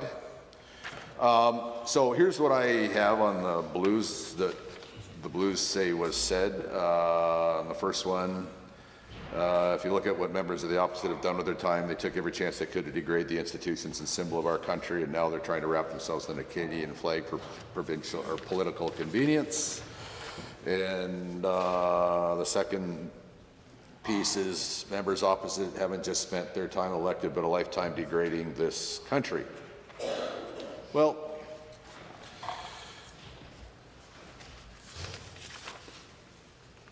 I would say these are not helpful comments. If the comments were pointed at one member of the other side, I would say almost certainly be a point of order, or at least their chances of that would be a lot higher. That wasn't the case. Sadly, our state of affairs here is that both sides do their best to paint the other side in a negative light, which these are two definitely strong examples of that. It's not helpful. I don't think it rises to a point of order today, but if these statements become a more regular feature of ongoing debate, it may well become a matter that creates disorder in the House. But on the single matter today, I would say not, but don't take that as encouragement to go down this path. I hope my comments that it could become a matter of causing disruption is a discouragement on both sides, really, to try to paint, not to debate the issues of the day, but to paint the other side in a negative light. It's just not helpful. So point points of order 1 and 2 are now dealt with. Point of order number 3, also called by the opposition side at about 2:13 p.m. Sorry, Mr. Speaker, I do not have a record of that point. Or does the other Deputy House Leader perhaps have now? Thank you, Mr. Speaker. I rise pursuant to 23 H-I-N-J. I do have a summary of what was said at that time, and it was the question I was asking, and Minister of Justice was responding. He essentially said something to the effect that I misunderstood the process, or I am not understanding the process. It was something on those lines, and I don't have the benefit of blues, but again, he was essentially saying that I'm misrepresenting some process or misunderstanding some process very directly to me, and I think that's offside. Deputy Government House Leader. Well, thank you, Mr. Speaker. Happy to address this. I don't have the benefit of the blues either. However, I also have the record jotted down that the Minister of Justice and the Keeper of the Great Seal said that the member opposite misunderstood, which is a very, very big and important gap between lying or misrepresenting intentionally. That is not the claim. The Minister of Justice didn't make that as far as my records show. Had that been the case, it would be a different conversation. However, I leave it in your capable hands. We believe this was a clear-cut matter of debate where the Minister of Justice was clearly saying the member opposite misunderstood, not ascribing some sort of intentional misleading or misrepresenting or lying. Okay, the blues, the pertinent pieces of the blues say nothing that member said was accurate. It's not a point of order. Nobody was called a liar. It was just a disagreement on the facts. Moving further down the blues, it says the member misunderstood the process that we're looking for. And it is and again, I would agree with the government deputy house leader that no one was called a liar here, but it's also a practice of this house that you don't get to presume what's in someone else's mind and presume to place thoughts in somebody else's mind, including misunderstanding. So this is, according to the rules of this place, a clear point of order which requires a withdrawal and an apology.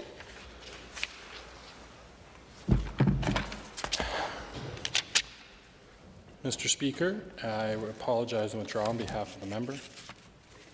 That deals with that item, and now that takes us to orders of the day. Government motions. Motion number 35. Honourable Mr. Scow. The Honourable Deputy Government House Leader. Yes, Mr. Speaker. This time I do rise on government motions and apologize for the confusion earlier, and I rise on behalf of the Honourable Government House Leader to move Government Motion 35, which reads as follows.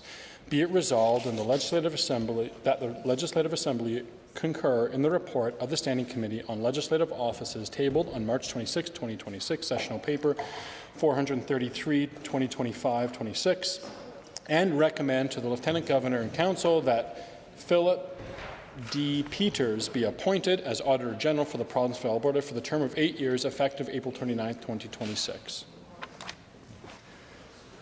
Okay, the Honourable Deputy Government House Leader has moved Government Motion number 35. That is a debatable motion. Is there any discussion on Government Motion 35? The Honourable Member from Grand Prairie.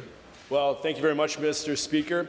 I do rise today to speak in support of the work of the Standing Committee on Legislative Offices and its recommendation to appoint Philip Peters as Alberta's next Auditor General. This is an important moment in our legislature because it reminds us why independent officers of the legislature matter and why the process to appoint them must be careful, fair, professional, and intentional.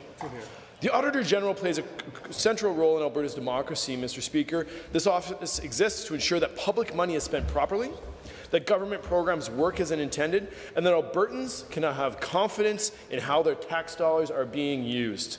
That responsibility does not belong to government. It belongs to the people of Alberta, Mr. Speaker, and it is exercised through the independent office that reports directly to this Assembly. That is why the work of the search committee matters so much, and also matters so much to this Assembly as well. Over the past several months, the Standing Committee on Legislative Offices carried out the task assigned to it by this Assembly. It followed the mandate set out in Government Motion 13. It struck a search subcommittee. It worked with professional human resource experts. It advertised the position publicly for a full month. It reviewed applications. It conducted interviews. It completed reference and background checks and deliberated carefully before reaching a final conclusion and recommendation. This was not rushed. It was not hidden. It was not informal. This was a thorough and structured process designed to find the best possible candidate for one of the most important accountability roles in our province here in Alberta. On March 25th, 2026, after completing that process, the committee voted to recommend Philip Peters as Alberta's next Auditor General. The chair of committee tabled the report the very next day on March 26, 2026. Now it is up to this Assembly to debate and vote on this appointment. And this is exactly how this process is supposed to work. Mr. Peters is well qualified for this role. He brings both deep institutional knowledge and strong professional credentials. He holds a Bachelor of Commerce in Accounting and a law degree from Osgoode Hall Law School. He has been a professional accountant for more than 2 decades. He began his career with a major international accounting firm. He has worked in audit, he has worked as a lawyer, and as a senior advisor within government as well. Most importantly, Mr. Peters has served within Alberta's Office of the Auditor General since 2017. During that time, he has taken on increased responsibility and leadership, including serving as General Counsel and Ethics Officer for them. He understands the independence of the office. He understands its legislative mandate, and he understands the professional standards that guide its work. This experience matters. At a time when the Office of the Auditor General has significant ongoing files, including complex examinations that are of high interest to Albertans, the continuality and stability are not trivial considerations. By appointing someone already familiar with the office's system, the staff, the work, the committee has helped ensure a clean and seamless transition when the current Auditor General's term ends on April 28th. I also want to take a moment to just recognize the current Auditor General, Doug Wiley, whose 8-year contract as Auditor General is coming up. His office has produced important work over the past 8 years, and we should be grateful for his service. Now, Speaker, I want to address the issue of process directly. The search and appointment processes for offices of the legislature must be shielded from politics as much as possible. This responsibility falls on us, regardless of party. Committee members owe it to Albertans to assess candidates based on qualifications, based on experience, integrity, the ability to do the job, not based on partisan considerations. This committee worked with professional recruiters. It used public advertising. It interviewed multiple candidates. It debated the recommendation and voted on this. Now, Mr. Speaker, disagreement is acceptable, but I have to say I am disappointed that members opposite chose, in my view, to politicize the work of the committee and cast doubt on a process simply because the outcome was not one they preferred.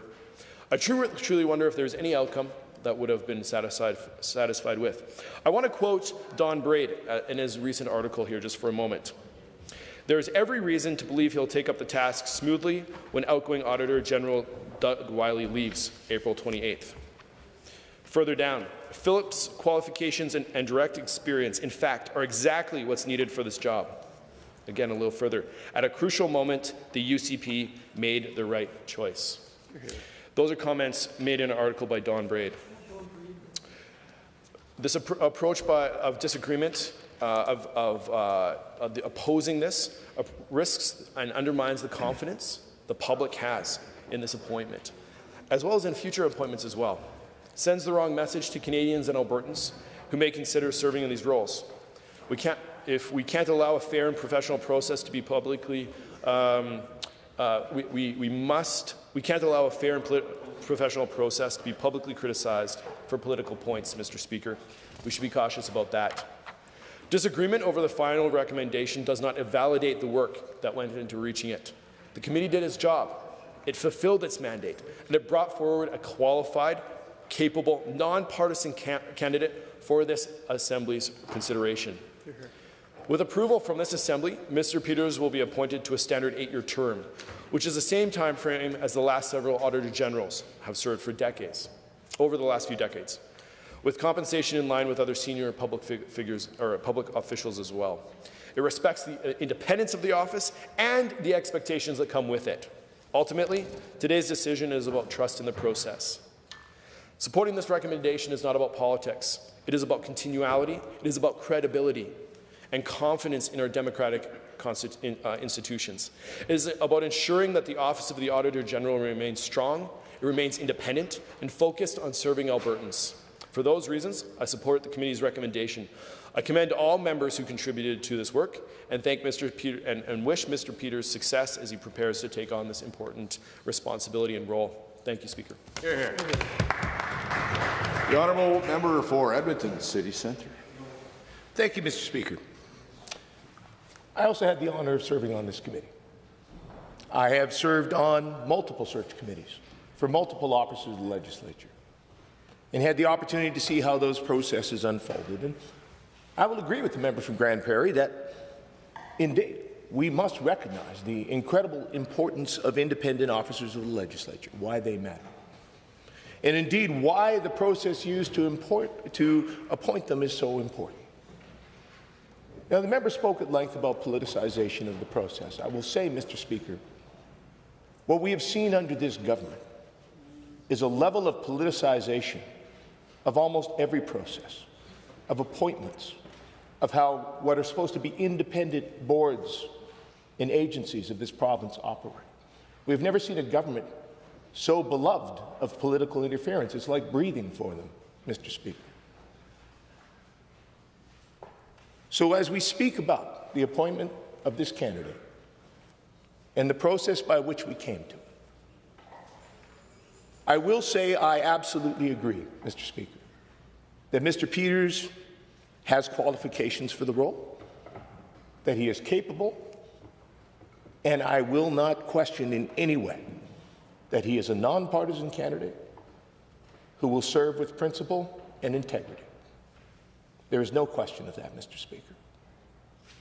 And there is no question that in this work as Auditor General, I trust that he will continue the excellent work that is done by Doug Wiley, who was denied an extension by this government to complete that work.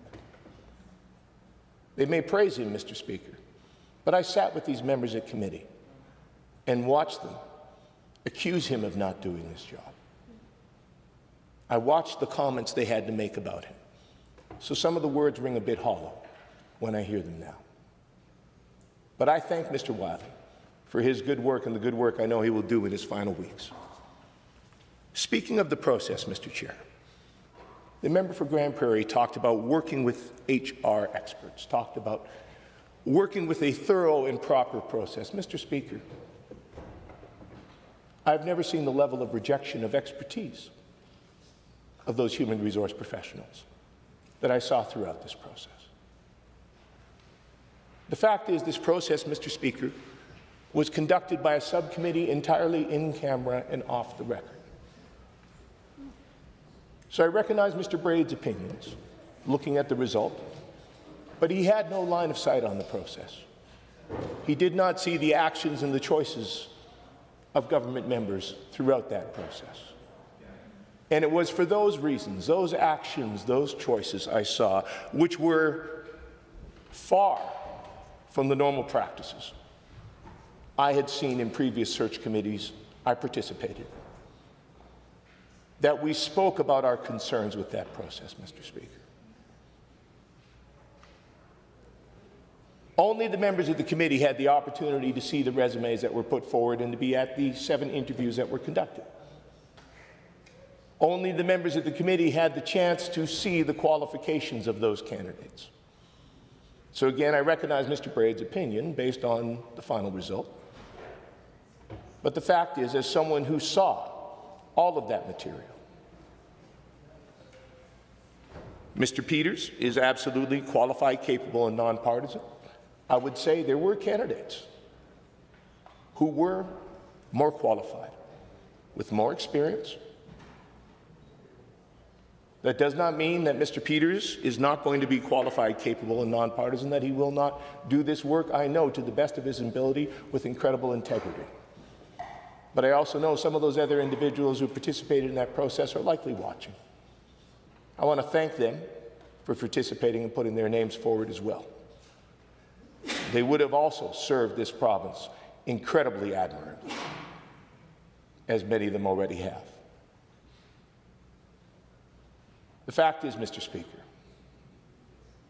as we continue to see things like government-appointed members bringing forward an unprecedented minority report on something that is supposed to be independent and nonpartisan with the Boundaries Commission,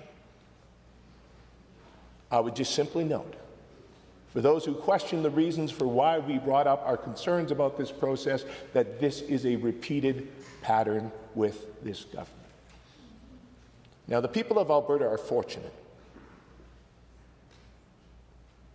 that this government did not perhaps pursue the angels of their poorer nature, and that we have a candidate as qualified and as capable as Mr. Peters, who will step into this role. And to Mr. Peters, I want to say thank you to him for putting his name forward. I want to say that he has the support of every member on this side of this House in the work he will do as Auditor General. We will continue to support him and the team at the Auditor General the way we have during our whole time in this House. The way we defended their budget against government members last fall. The way we have defended Mr. Wiley's reputation and that of his staff. We will continue to do so in our support of this motion that is here today to see Mr. Peters appointed. Because we do want Mr. Peters to be able to serve in this role, knowing he has the support of all members of this Assembly. Just as we want Albertans to understand the dire threat that is posed to so much of our democracy by the choices of this government and how they choose to operate in what are supposed to be independent, professional, and nonpartisan work. Thank you, Mr. Speaker. Are there any other speakers? Seeing none. On the government motion 35, all those in favour, please say aye. Aye. All those opposed to government motion 35, please say no. The ayes have it. That motion is carried. Under Government Bills and Orders for second reading, Bill 18, Safeguards for Last Resort Termination of Life Act, the Honourable Mr. Amory. The Honourable Minister of Justice. Well, thank you very much, Mr. Speaker, and as always, I am pleased to rise and speak in this chamber, in particular today to Bill 18, the Safeguards for Last Resort Termination of Life Act. If passed, this critically important bill would assure that medical assistance in dying remains an exception, an end-of-life intervention, and should not become routine or replace the provision of proper medical care, disability, or social care here in Alberta. Bill 18 would help ensure the protection of vulnerable Albertans and that medical assistance in dying, or MAID as it's commonly referred to, is only provided as a means of last resort as it was first intended to be when limited MAID criminal defenses were added in 2006 to the Federal Criminal Code, Mr. Speaker. Our government believes that when the outcome is death, the system must meet the highest standards of care, transparency, oversight, and of course accountability. Mr. Speaker, we also believe that the compassionate approach is one that helps people live with dignity, not defaulting to doctor-assisted death. It was that in mind that we undertook the development of this legislation. It's become abundantly clear and evident that we need to bring in safeguards to ensure protection, care, and dignity for all, and especially, Mr. Speaker, our most vulnerable. Now, Canada has the fastest growing death rates in the world when it comes to MAID. Far from being an option of last resort, MAID is now the 5th leading cause of death in Canada. The country is currently projected to reach its 100,000th death by MAID in June, becoming the first nation in the modern era to measure its total assisted deaths in the 6 figures, more than the totals of any other jurisdiction with some form of legal doctor-assisted death. Far from being the exception, an option of last resort, it has instead become routine, rising 13-fold since legalization.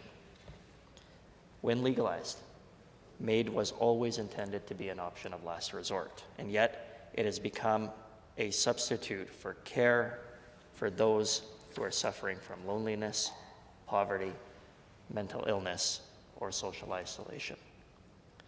Now, Health Canada reports that nearly half of Track 2 MAID deaths involved suffering from loneliness or isolation, while almost half indicated that they felt they were a burden. Ontario's MAID Death Review Committee found that most Track 2 recipients were low income. Many did not name a family member as next of kin, suggesting that they were experiencing some form of social isolation. Mr. Speaker, that information is sobering and it is saddening, and it drives home just how important it is that we provide the necessary safeguards before things completely spiral out of control. Our government believes that those experiencing loneliness, isolation, or poverty should be met with compassion and care, not with doctor-assisted death. Now, similarly, in March of 2025, the United Nations Committee on the Rights of Persons with Disabilities released findings on Canada's compliance with the Convention on the Rights of Persons and Disabilities. The committee sounded the alarm on Track 2 MAID in Canada, suggesting it devalues people with disabilities and acts as a dangerous alternative to providing social and economic supports. Now, they have called on Canada to repeal MAID where death is not reasonably foreseeable. If passed, Bill 18 affirms this recommendation, limiting MAID in Alberta to those whose natural death has been determined to be reasonably foreseeable.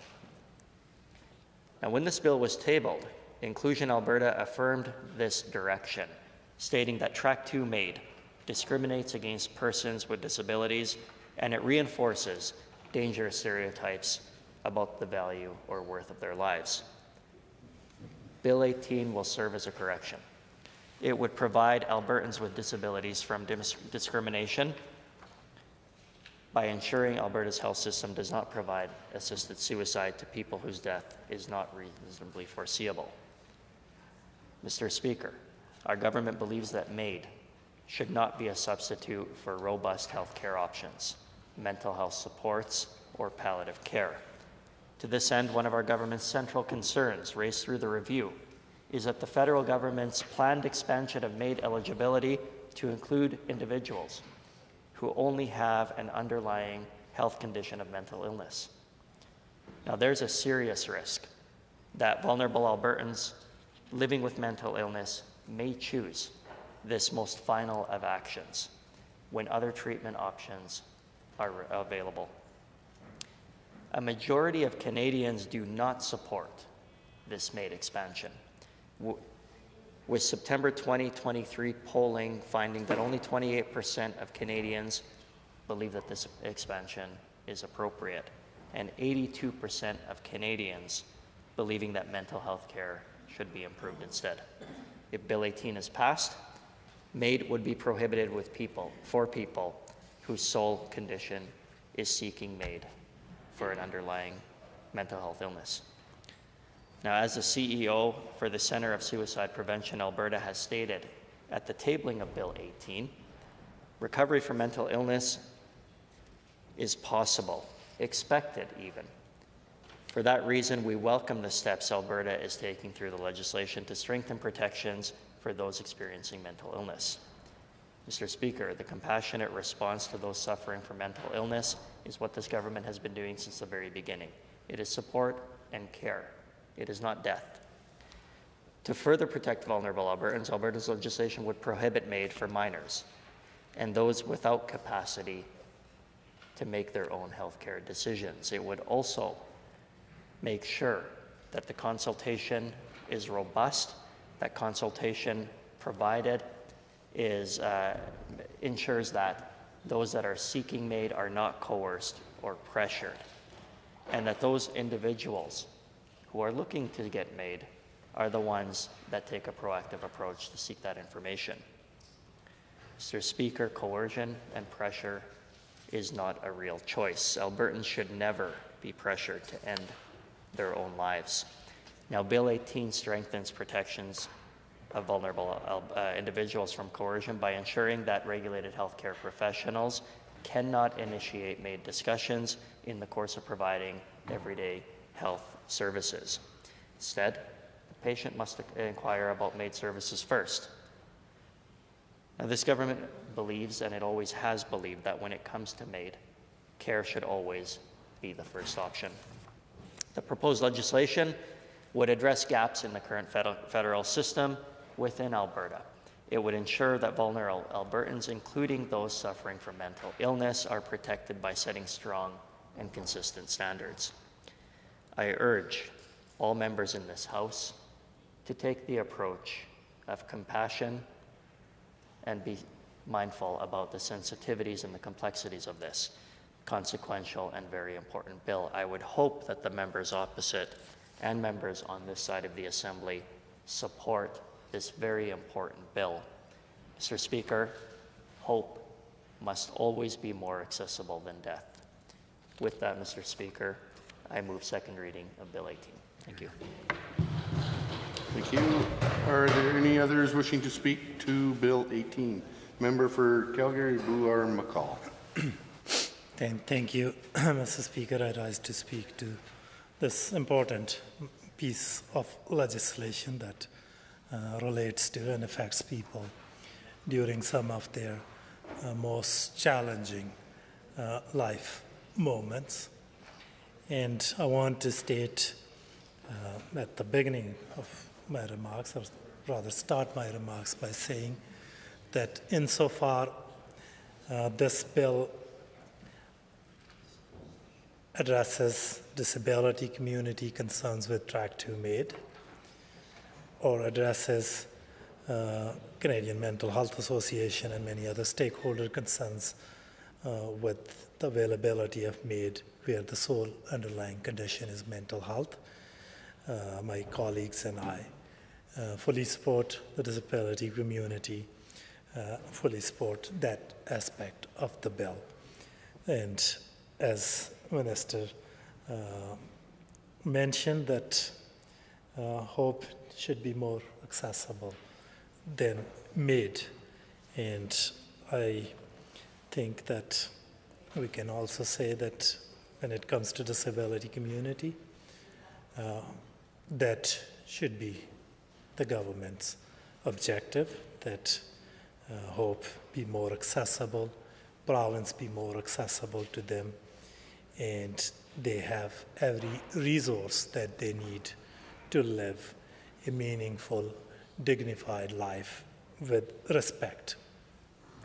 And while we are on that topic, might as well I suggest that that could be done by having a more fulsome income support programs that's available to Albertans with disabilities.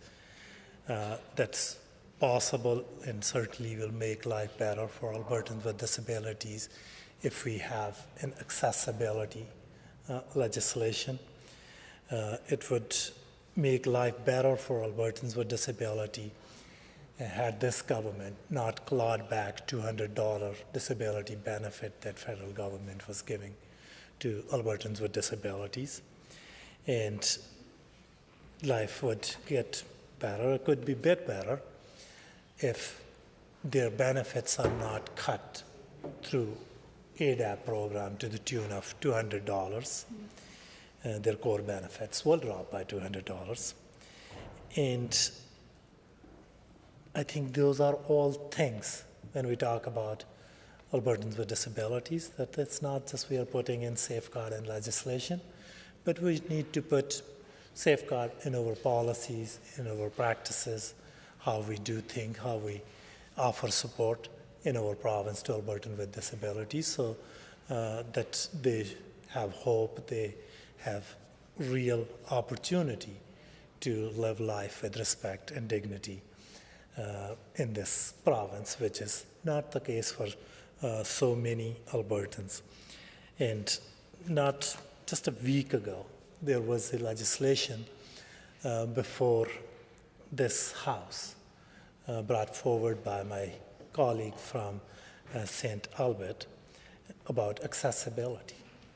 That was also supported by disability community across this province, many organizations that Minister mentioned are supporting MAID.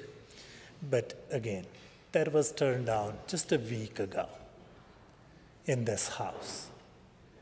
If government wants to be taken seriously, that they are sincerely doing something for disability community, their action need to reflect that. They are still the only province in this country who is clawing back the federal $200 disability benefit. And that's truly shameful. But I do want to say that concerns have been raised with respect to Track 2 MAID, where death is not a reasonable foreseeability by the United Nations. And the same report, the same assessment also talks about this government's record on policies affecting disability community. So I will urge the government to certainly take time to read that part of the report as well. And as I mentioned, that we also support the part of the bill where it talks about limiting access to MAID for those whose sole underlying condition is mental health. That position is also supported by Canadian Mental Health Association and many other mental health organizations. But I do want to note that there is an exemption in the criminal code which is set to expire on March 17, 2027. And along with stating that in this legislation, I think government should engage with stakeholders, disability community, and mental health organizations to make sure that they are at that decision-making table when decisions are made with respect to that exemption. These are the part of this legislation that we support wholeheartedly, but there are many other pieces in this legislation that cannot be supported and should not be supported. So I will talk a little bit about that as well. For instance, in Division 2, the legislation sets out right to refuse provision of medical assistance in dying to an individual practitioner. I think that's available in many other instances as well, but this time they're extending that right to the operator of publicly funded facilities to refuse that legally available procedure under our legislation and under Alberta Health Services. So now it's no longer about individual right to refuse to do this process. It's now the government imposing its own worldview, its own ideology on to Albertans, and they are putting a 150-meter bubble zone, restricting Albertans' access, taxpayers' access to that facility, since that government is offering that protection to those operators, not the Albertan. And last time I remember when then Minister of Health, MLA from Edmonton, Glenora, brought forward a legislation to put a bubble zone around abortion clinic where Albertans accessing that service were constantly harassed and she brought forward a legislation to put that bubble zone around those facilities. And this UCP opposition then, UCP and CP opposition then, ran out of this legislature 13 times just to avoid the vote on that. And here they are, I guess, putting in bubble zone for healthcare providers and restricting Albertans' access to that facility, the facility that is paid for by the very Albertans. So I don't think that this has anything to do with the MAID, or this has anything to do with the safeguards in the provision of MAID. It's just government imposing their own ideology to protect some of their own, I guess, friends who run private and, I guess, government-funded healthcare facilities.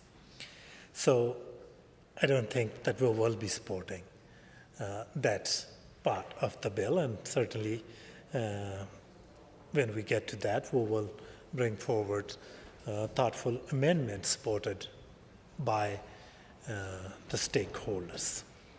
Then there is another provision that we're made, this bill requires that a family member be present and witness the MAID process. So I think, first of all, I have a question for the minister or anyone on the front bench, that can they name all other medical procedures that are available in Alberta where adults who have the capacity to consent are required to have a family member present to witness them. So we would like to know what other procedures that are available in Alberta where consenting adults with capacity are required to have witness. So if there are none, then why does Bill 18 legislate that a family member be present to witness the death? And what's the rationale behind this, and how this is a safeguard? That's, I guess, the question for the government. And some other aspects of the bill that many physicians have talked about are where bill is kind of prescribing a number of things in relation to patient and doctor relationship. And I think those relationships are better left to doctors and patients, their families, and we do have Alberta College of Physicians and Surgeons who is responsible for the code of conduct that every doctor is required to follow, who are responsible to make sure that the practice of medicine remains ethical, complies with the standards that are in place here and across the world, quite frankly. And I don't know who did government consult with to come up with these kind of prescriptive things about that doctor-patient relationship. And there was an open letter published by healthcare workers, providers, and they wrote that, and I quote, "The proposed mandate and sanction place the clinician in ethically untenable positions, undermining professional judgment and eroding trust within the therapeutic relationship," end quote. Lethbridge doctor Dion Walsh said, "MAID is not," it's a quotation, "MAID is not death on demand," and I think the government is painting it that way, but we have a really robust process that we can look at who is truly eligible, who is truly capable, end quote. And speaking of painting, like Minister highlighted that they are prohibiting MAID for minors. Couple of things. The criminal code provision, section 241, that allows for the MAID, it's very clear that it's not available if you're under 18. either minister doesn't know and have not read that provision, or minister is not upfront about this and trying to give just a false impression that somehow under federal criminal code provision MAID is available for people under 18. So that is, again, minister was just painting it in a way that people might think that it's available for anyone under 18. Section 241 that authorizes MAID makes it clear that it's only available for consenting adults and people over 18. So there are these aspects of the bill, and there is another aspect of the bill where this bill establishes a care coordination service, and care coordination service will be in the minister's office, and the minister responsible can delegate its authority to administer that office, but it will also be responsible to establish educational training requirements that a practitioner must meet as a condition of approval. So now the government, the minister, who they have lots of, like health minister, but in this case it's justice minister, I believe, that he will be responsible for the education and training requirements for the doctors who will offer this service. I don't know, again, why this government thinks, why minister thinks that politicians are better situated to come up with the training requirements, educational requirement for clinicians, for physicians, to be able to do this procedure. Why did they not think that, for instance, College of Physician and Surgeon will be in a good position? I think that government is inserting itself at a place where it doesn't need to be.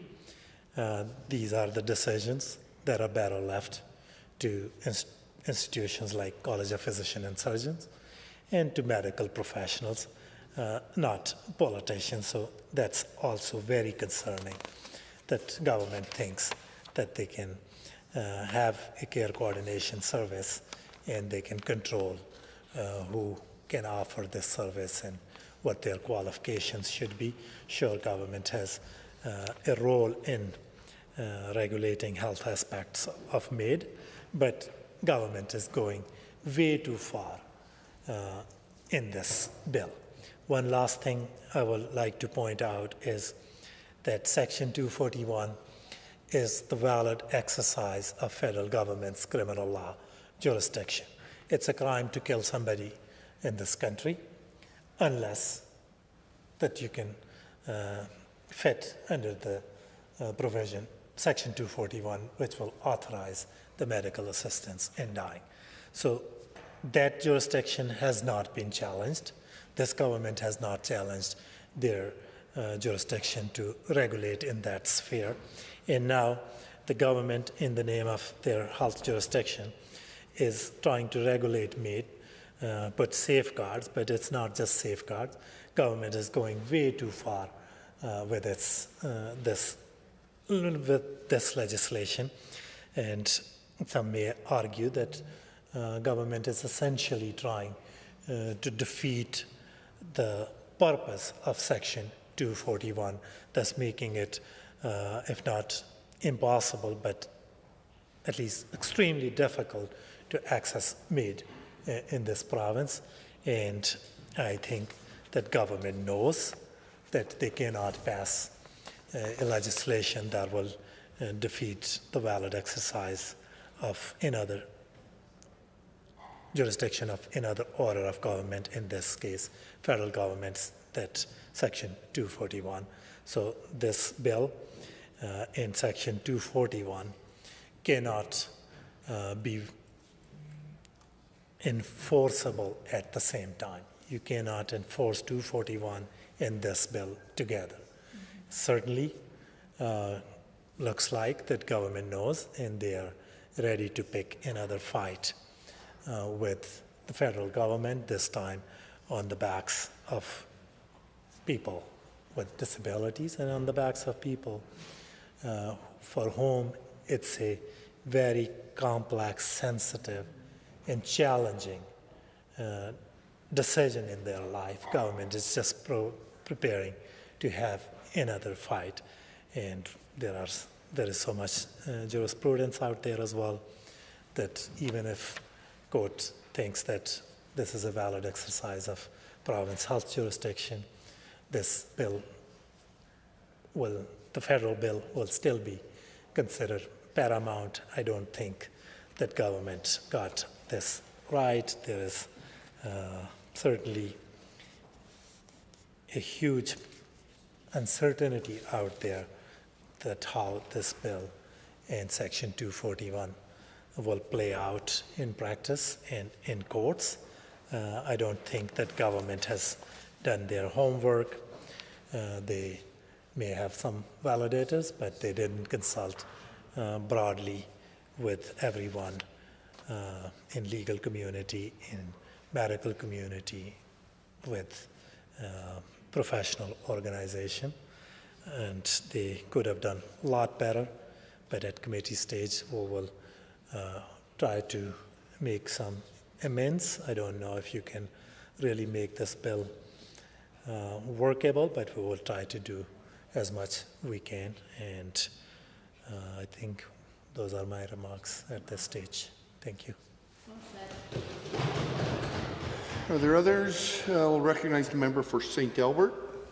Thank you, Mr. Speaker. It's my pleasure to rise and speak to Bill 18, Safeguards for Last Resort Termination of Life Act. Now, we just heard the Justice Minister a little bit earlier talk about the dignity of life for disabled Albertans. And I would suggest that the words that come out of this government don't actually match their actions. Now, I'm going to say very clearly that Alberta New Democrats are really in favor of safeguarding people with disabilities as it relates to Track 2 for a lot of different reasons. I think that for any of us that have known, I don't know if anyone has actually known somebody that struggles with a disability and a mental illness or one or the other, and lives in a society that is not really made for them.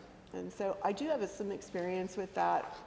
And so I kind of go back to those memories and those experiences to try to understand sort of where someone would have to be to think about MAID as an option. And what I would like to say before I tell you that little story is that since this government started to talk about the changes coming to AISH, and that would have been in February of 2025, they passed legislation recently, but it really didn't say much. Now they're starting to trickle out information through regulation, but you know, that changes here and there. But what they've done, Mr. Speaker, is created a lot of stress in the disability community and a lot of harm already where it existed.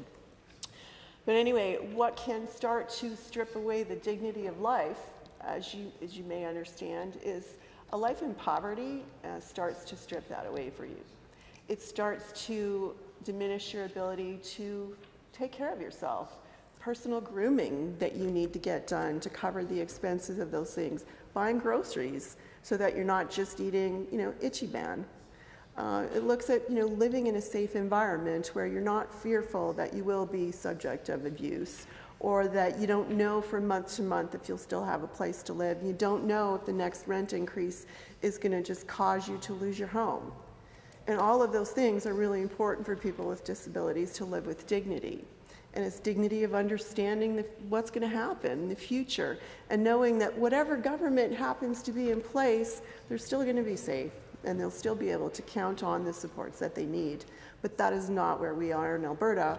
And so to have a government for the last 7 years have systematically stripped away supports, they have diluted supports and then not owned up to it, and where we are at a crisis point. It is not a coincidence, Mr. Speaker, that we have alarming rates of food bank usage because food insecurity has skyrocketed.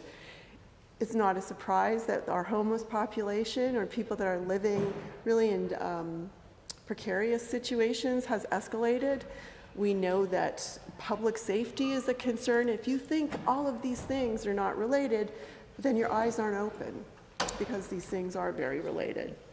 And so when I hear this government say, look at us, aren't we awesome? We consulted Inclusion Alberta, the disability community, and we're going to protect people by eliminating Track 2.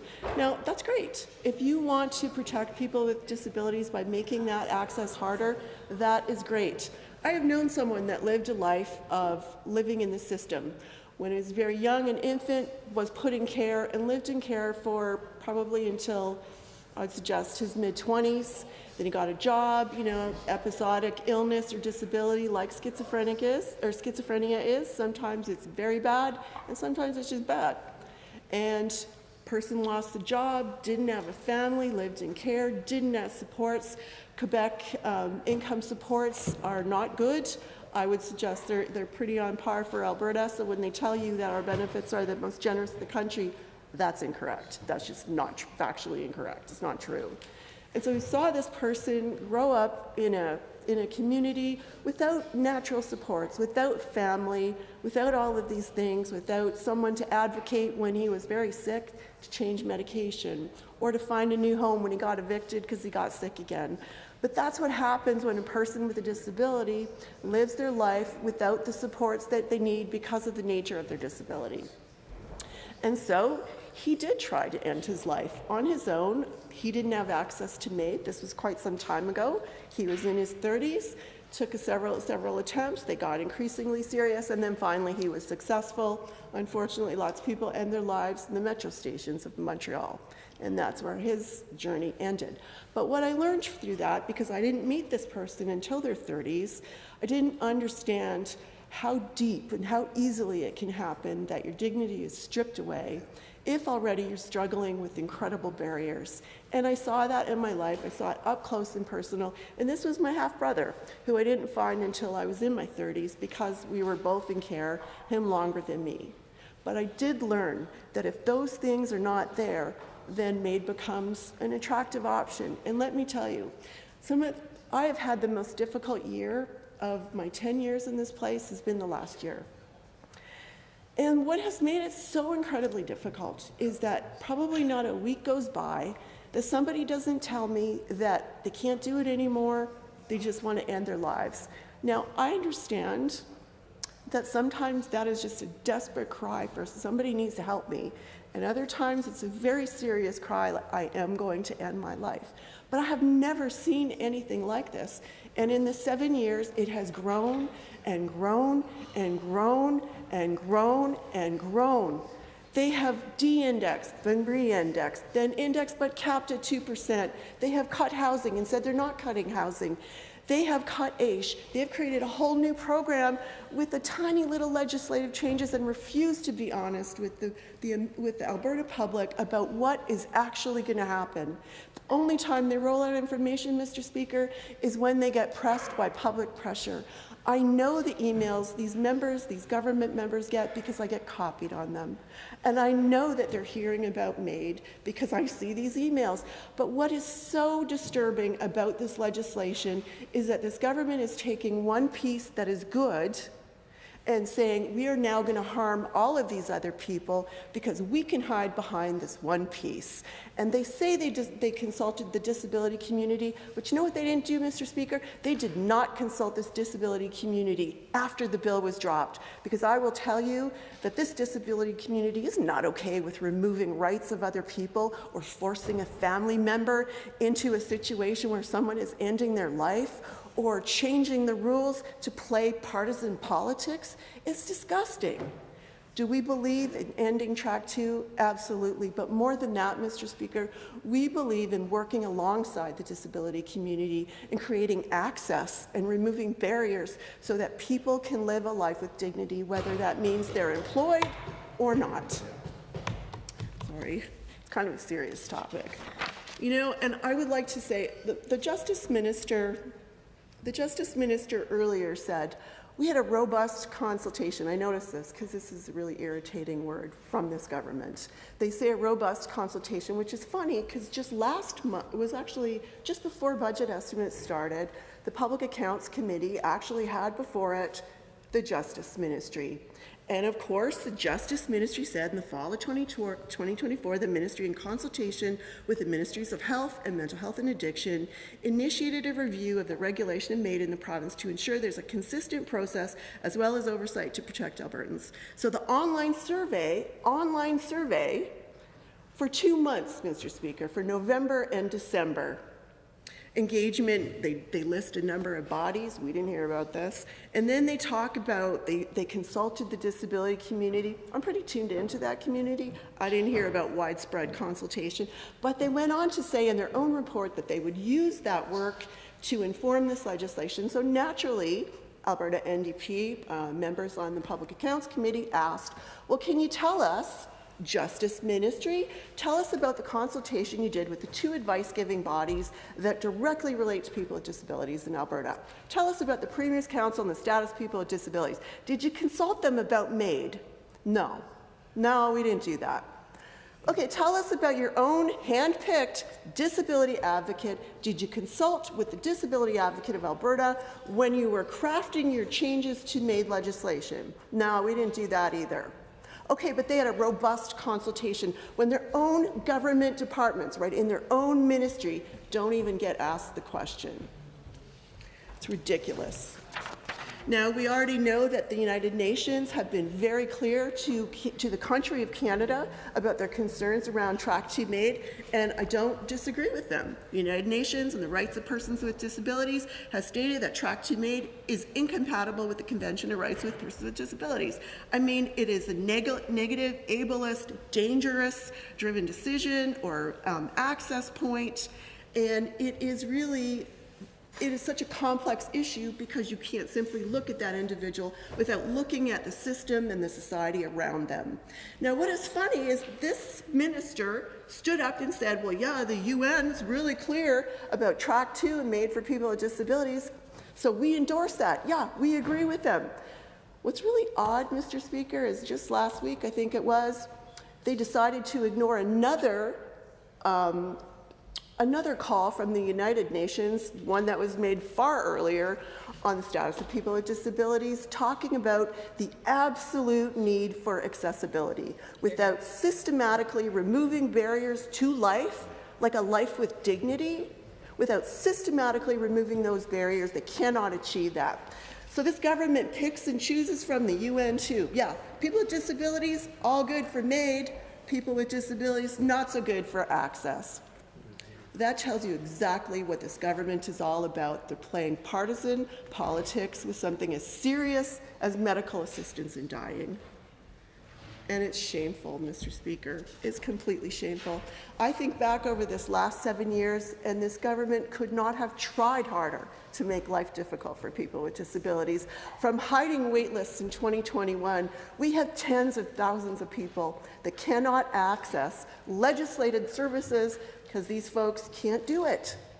They're so busy hiding other things and shoveling money here and there and paying for things that Albertans do not want, but they refuse to do the legislated work. They have hidden wait lists. We are impacting our future by not accessing early intervention. These families and children are missing out. They are not ready for school. They're not ready for post-secondary or apprentice roles. They're not ready for the workforce, and that all begins here in this place. Bad policy, bad budget, bad government that needs to be replaced.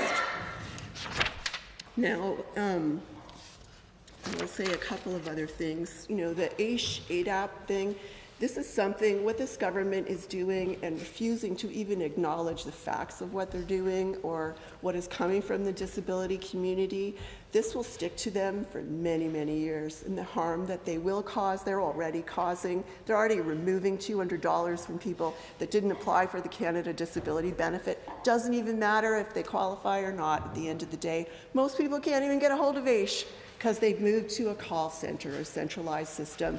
There is no access to basic government services for people with disabilities. But you know what? We'll keep them alive. So I guess that's something, Mr. Speaker.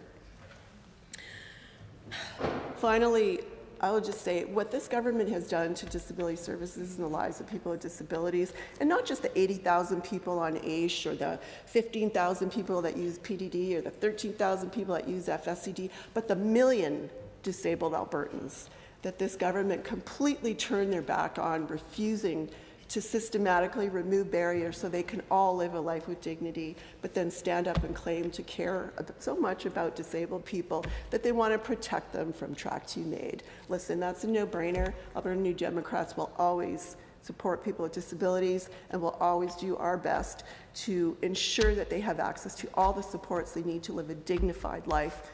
And Track 2 is just dangerous for people with disabilities because, unfortunately, here in Alberta, and I would suggest in a lot of other places in this country, we have decimated disability services that were once the envy of the country.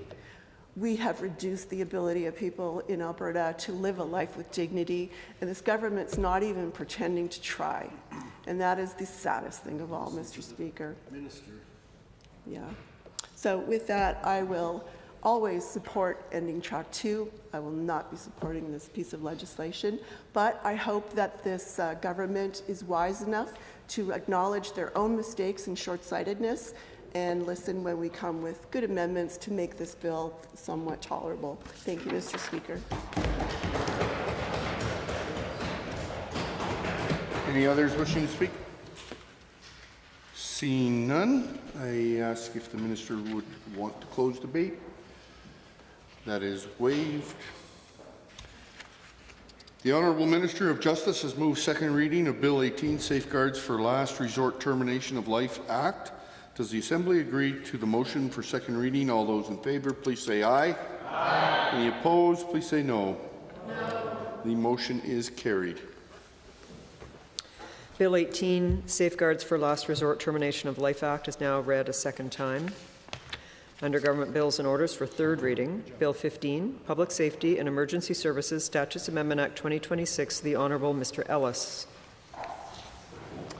Honourable Deputy Premier and Minister of Public Safety and Emergency Services. Well, thank you very much, Mr. Speaker, and thank you to everyone who's here today. I certainly rise to move third reading of Bill 15, the Public Safety and Emergency Services Statute Amendment Act 2026. Bill 15 is the next step in advancing Alberta Sheriff's Police Service to augment and support existing law enforcement. It creates a clear path for officers, creating a streamlined transition for sheriffs who are performing those police-like functions to become ASPS police officers. Mr. Speaker, we're bridging the gap. The government is providing funding to ensure peace officers performing these police-like functions have the training, the authority to become fully fledged police officers, and this allows them to perform a much broader spectrum of policing duties right across the province, which all contribute to the safety and security of all Albertans, especially those in rural Alberta. Also, Bill 15 provides operational efficiency. Targeted amendments to the Police Act and SCAN Act align expertise under the ASPS to shut down problem properties who, unfortunately, at times terrorize communities.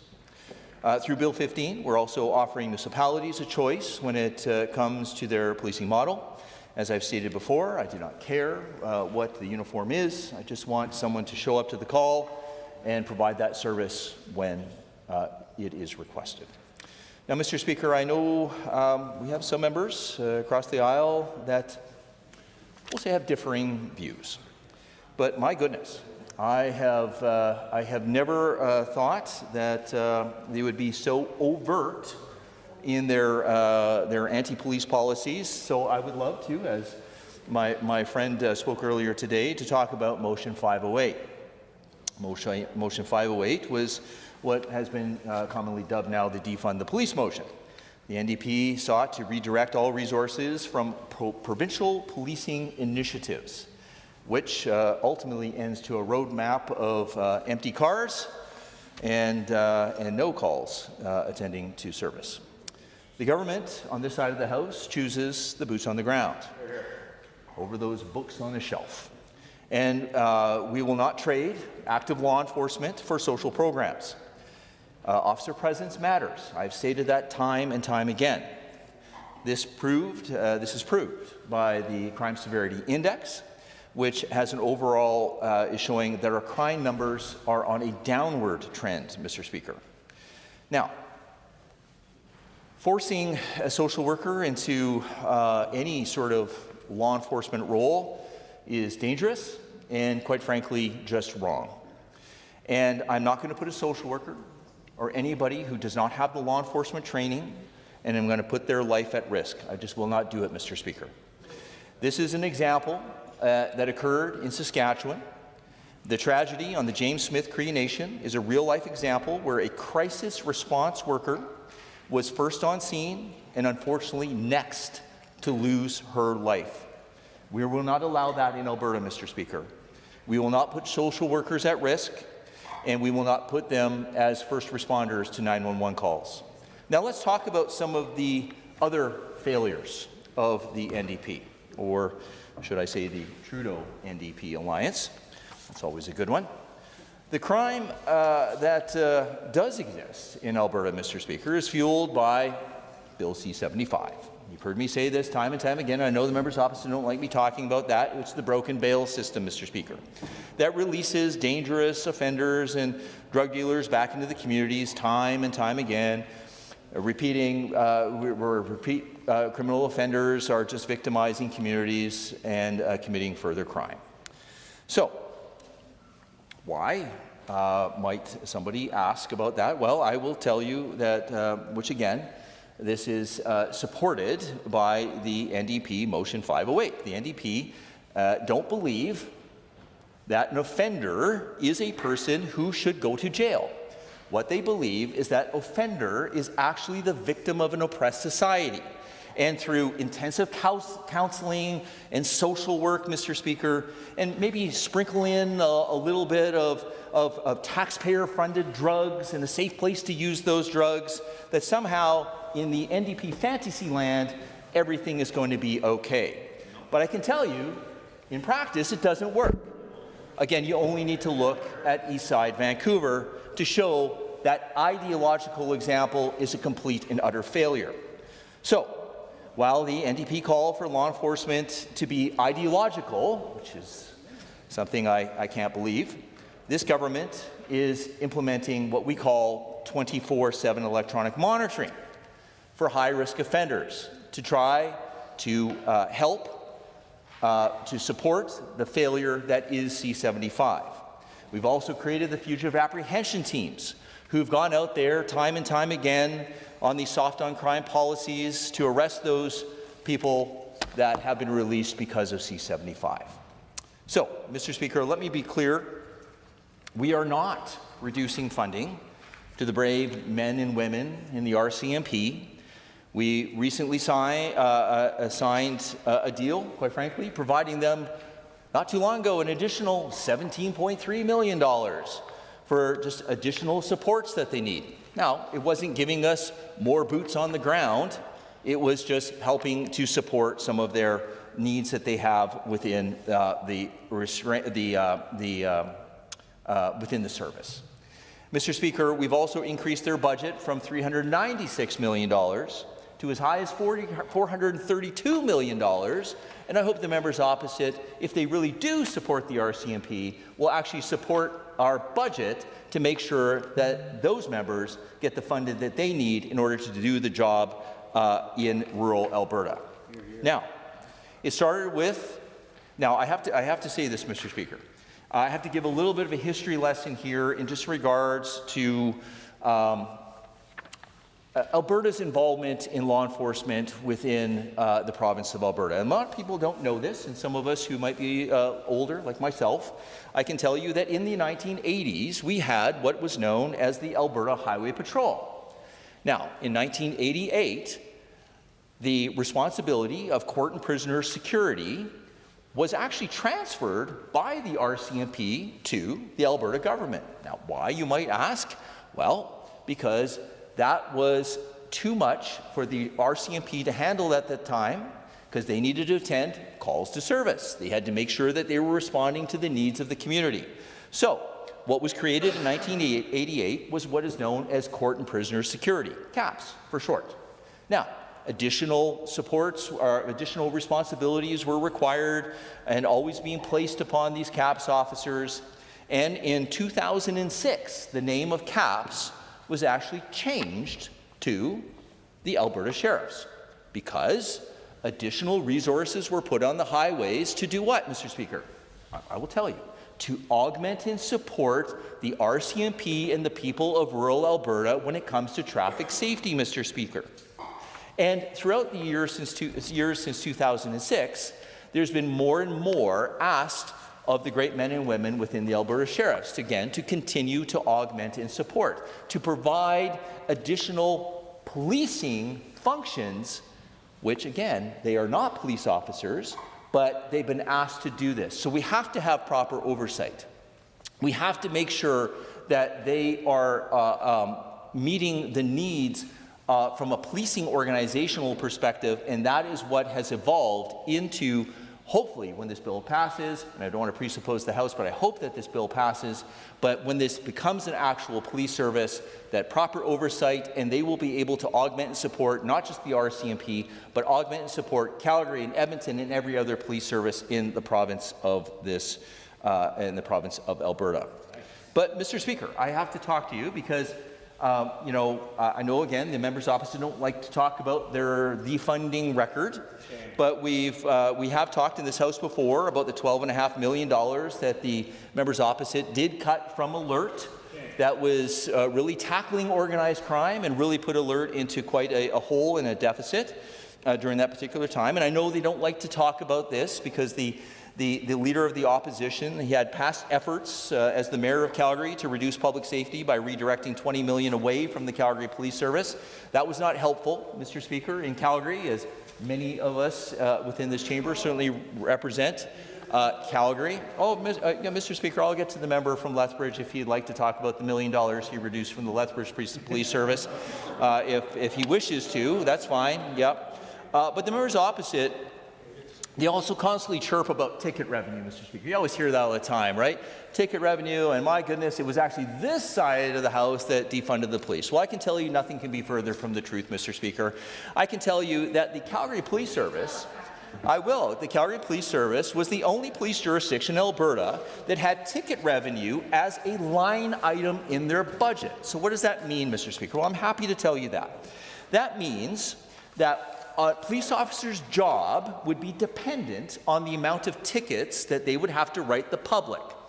Also, the public's safety would be dependent on the amount of tickets that a police officer had to write them.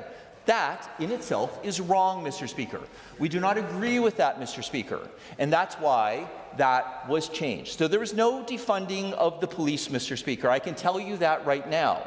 What we did is try to make sure that the City of Calgary, sadly under the leadership of that former mayor, made sure that the police were not relying on ticket revenue to fund the Calgary Police Service, Mr. Speaker, because it is the responsibility of a city council to make sure that police officers and law enforcement are properly funded in order to do the first thing, and that is to protect the citizens of Calgary and the citizens of every municipality within the province of Alberta, Mr. Speaker. Now, I can tell you also on this side of the House that we stand with our rural communities. We want to make sure that they have the resources that they need. We stand with our friends in the First Nations communities who reach out to me time and time again because they are not satisfied with their contract service provider, and they are constantly looking to either do their own self-administered policing or whatever it is that is going to provide the service they need to protect the people in their nation. And, Mr. Speaker, I stand with them to make sure that they achieve those particular goals. We also want to make sure our men and women have the tools that they need, and I thank them for striving each and every day to put their lives on the line. And I can tell you on this side of the House, without a doubt, without any sort of equivocation, we will not defund law enforcement in the province of Alberta. We will make sure that we do whatever it takes to keep Albertans safe. Now, we aren't choosing between police and mental health, Mr. Speaker. We are building a modern and integrated safety system, Mr. Speaker. I can tell you that we are creating an ASPS system and a system within Alberta where we are not an arm of the state but an extension of the community, where we will augment and support all law enforcement in the province of Alberta. And now, interesting, I do want to talk about this for a moment because I don't want this to get lost, because I have been saying this for several years, and I have some members opposite that kind of brush me off like I don't know what I'm talking about, but I was confirmed by the Auditor General, actually on March 23rd, which is only a few days ago, 2026, which is a report from the Auditor General federally that revealed that there was a shortage of approximately 3,400 RCMP officers across Canada, Mr. Speaker.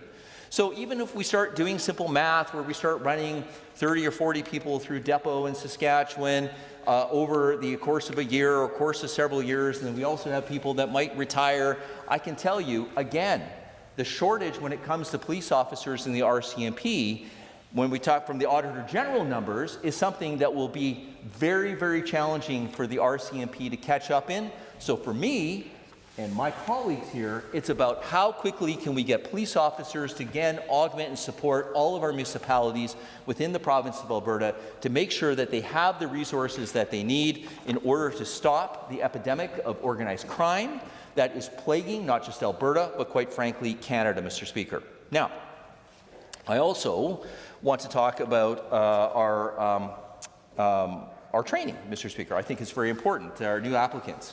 So new applicants will be getting 26 to 27 weeks of matching training that is going to not only match, but is going to exceed, hopefully exceed, AACP standards. It's going to be delivered by subject matter experts, experienced police officers, specifically selected from the academy, meeting those AACP standards. Applicants are going to undergo rigorous vetting and assessment process, Mr. Speaker. All hires have to complete specialized training focused on Alberta statutes and ASPS-specific policies. Use of force, Mr. Speaker. Advanced arrest and control techniques with primary focus on de-escalation, Mr. Speaker. And I can tell you that there'll be community-based policing and Alberta's recovery-oriented system of care, which helps with people with mental health and addiction supports, Mr. Speaker. ASPS will also offer existing sheriffs the opportunity to transition to police officer status through a rigorous equivalency and enhancement process. And most highway patrol officers, quite frankly, Mr. Speaker, already possess 15 weeks of basic sheriff training, plus 4 weeks of rapid courses covering intimate partner violence and crime scene management and high-risk deployment. And transitioning officers will undergo an additional 6 to 8 weeks of training, bringing their total equivalent training to 25 to 27 weeks, Mr. Speaker, and that's actually more than the RCMP, Mr. Speaker. And I have to say that and put that on the record, Mr. Speaker. Now, following classroom training, officers are going to be deployed to busy urban centers for 4 weeks to work alongside municipal partners, gaining exposure to high-volume calls and, more importantly, the social support networks that this government has made possible and available for all law enforcement in this province, Mr. Speaker. There is also, Madam Speaker, thank you. There are no shortcuts in the ASPS training. In addition, we recognize the real-world value of the current sheriffs, many of whom have 8+ years of experience in drug enforcement, impaired driving, crisis de-escalation, and I thank them for their work and what work they are going to be doing into the future. So, Madam Speaker, while the members opposite want to reimagine a kind of world of Alberta without police, this government is busy reinforcing it because Albertans deserve to have timely and effective policing in this province. They need to have an understanding that they can depend on law enforcement so that when somebody calls 911, that somebody will be showing up to the call, regardless of the uniform. And this sort of this will not just be for rural Alberta. This will be for Calgary, Edmonton, Medicine Hat, Lethbridge, and any municipality that needs additional support. Because on this side of the House, as the Premier has stated time and time again, as I have stated time and time again, we will do whatever it takes to keep Albertans safe, and that is a commitment from me and this side of the House. Thank you. The honourable member for Edmonton City Centre. Well, thank you, Madam Speaker. I appreciate the opportunity to rise and speak to Bill 15 at third reading, and to follow on what was, frankly, just another cartoonish performance by the Minister of Public Safety. addressing everything except his own record and his proposal to create a provincial police force no one has asked for. Now, let me speak to one of the elements the minister just brought up, where he talked about this government's record of defunding police. Now, he made an interesting claim. The minister's claim was that the Calgary Police Service, in his opinion, was issuing too many speeding tickets. So what he is saying is that the funding that was taken away from the Calgary Police Service in 2019 was part of this government's sterling moral record of reining in a police service that was using the public as a cash cow. Here's the facts, Madam Speaker. From an article in Livewire Calgary from 2019 titled "Alberta Budget Leaves Calgary Police a Further $13 Million Short," in which it says, Calgary's police chief said the province is taking a bigger chunk of fine revenue, and that's leaving them with a potential $10 million hole in their already shrunken budget. Chief Neufeld said in their typical duties, officers are enforcing provincial offences and legislation, and the province collects the fines, and they return a portion of that to the city for policing. To quote Chief Neufeld at the time, the province's portion of that is up until this budget was 26.7% of the revenue, and they've boosted that to 40%. So the impact on our budget on that alone will be about $10 million. So the facts, Madam Speaker, contrary to the minister's claims, his government, the UCP, they took a larger share of the fines that were being leveled on the people of Calgary. It was not a moral position of this government, it was a greedy one. For the minister to stand here and try to deflect from his own record by blaming Calgary police, that is not support for our officers, Madam Speaker.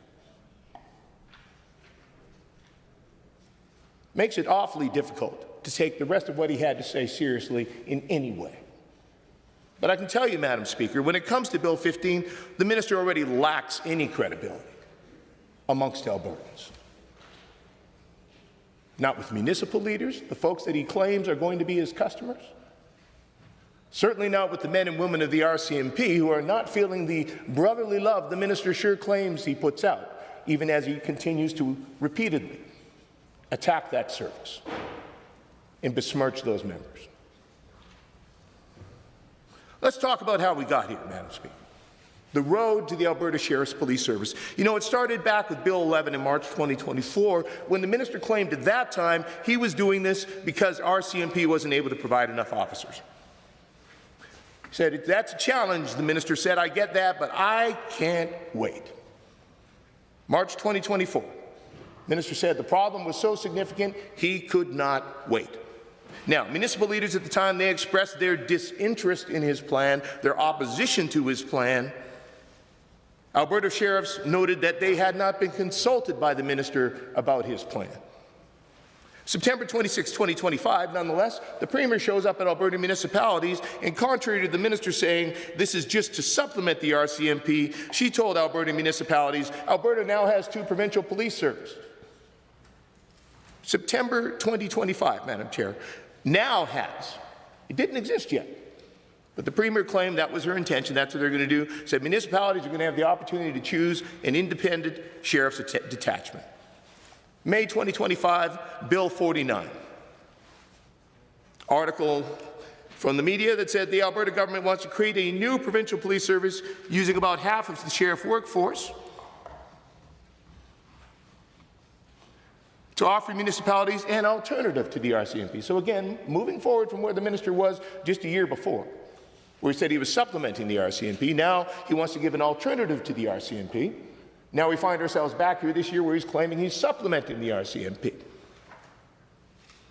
At that time, he said there'll be one more option for municipalities to determine the best approach to law enforcement. That's the first time he started talking about having 600 sheriffs performing police-like duties that he could train and deploy as officers. At that time, the president of the Alberta municipalities said that municipal leaders were frustrated, yes, by rising costs, without seeing improvement in the community, but he said, quote, "I don't know of any municipalities that are asking for an alternative to the RCMP." He had many questions about the cost of a provincial service, worried it would divide the skilled workers between multiple agencies. And the minister's office did not have any answers to questions about whether the government plans to replace any of the sheriffs who he intends to transition to police. And we did get that answer this year in estimates, Madam Speaker. He does not. July 2nd, 2025, we had the announcement of the new name, the Alberta Sheriff's Police Service, and the new chief, Mr. Sat Parhar. And now we have Bill 15. So we have a 2-year journey to get here, Madam Speaker. And the minister back in 2024 said he could not wait because the problem was so significant for folks in rural Alberta, to ensure that they would have those boots on the ground when they call, when they need them. As of 2 years later, Madam Speaker, not a single pair of new boots on the ground. Not one from that minister. And what we know now through Bill 15 and through the budget this year, which is the first time the minister has put any numbers on the record in 2 years, the first time we've had any glimpse of what the cost of this is going to be, how much he intends to spend, what he intends to accomplish. And you know what his budget and business plan says? You know what it says on Schedule 22 in the fiscal plan, Madam Speaker? I apologize. It says the minister will add 30 new officers in the next year. 30. There's well over 100 RCMP detachments across this province, Madam Speaker. Now, of those, there's maybe 20 to 30 that are in mid-sized cities. So that leaves about 80 to 90 out there. The minister is offering 30 officers, Madam Speaker, 30. That's what, half an officer, quarter of an officer for each area? The minister said 2 years ago he could not wait. And he is offering next to nothing. Now, of course, the minister talks about transitioning these 600 officers that are, these 600 sheriffs that are already doing police-like functions. So again, at estimates, we discussed that. He plans to transition 200 per year over the next 3 years. But the fact is, Madam Speaker, that is not any net new boots on the ground. Those are the same officers already fulfilling police-like functions. They will get a small increase in their efficiency because they no longer have to depend on an RCMP officer or other officer of jurisdiction to complete an arrest. But that is not a single new officer amongst that 600 that he will transition within 3 years that will add to anyone who can answer a call when it comes in. Not one.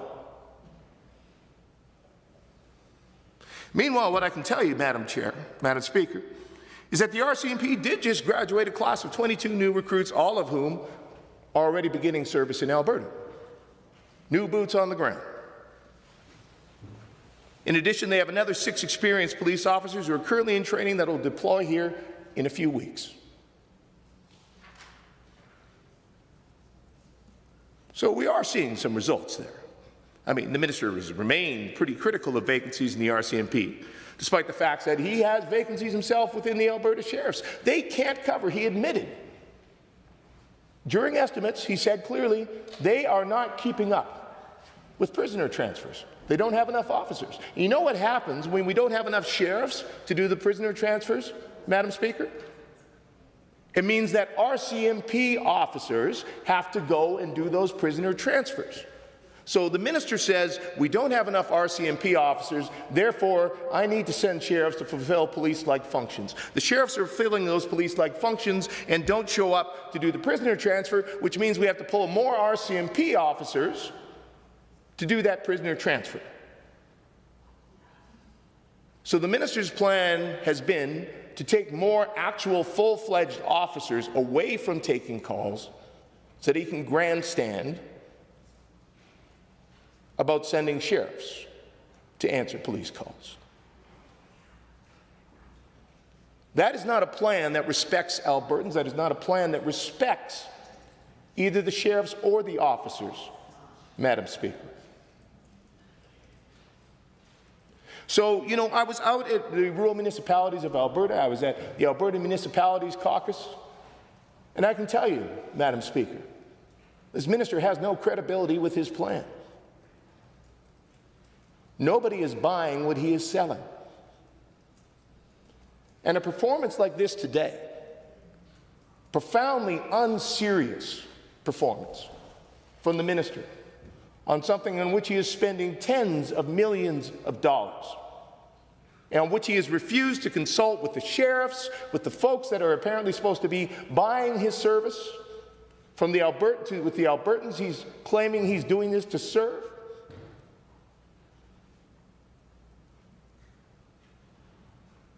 And he stands here and makes up stories about the Calgary Police Service.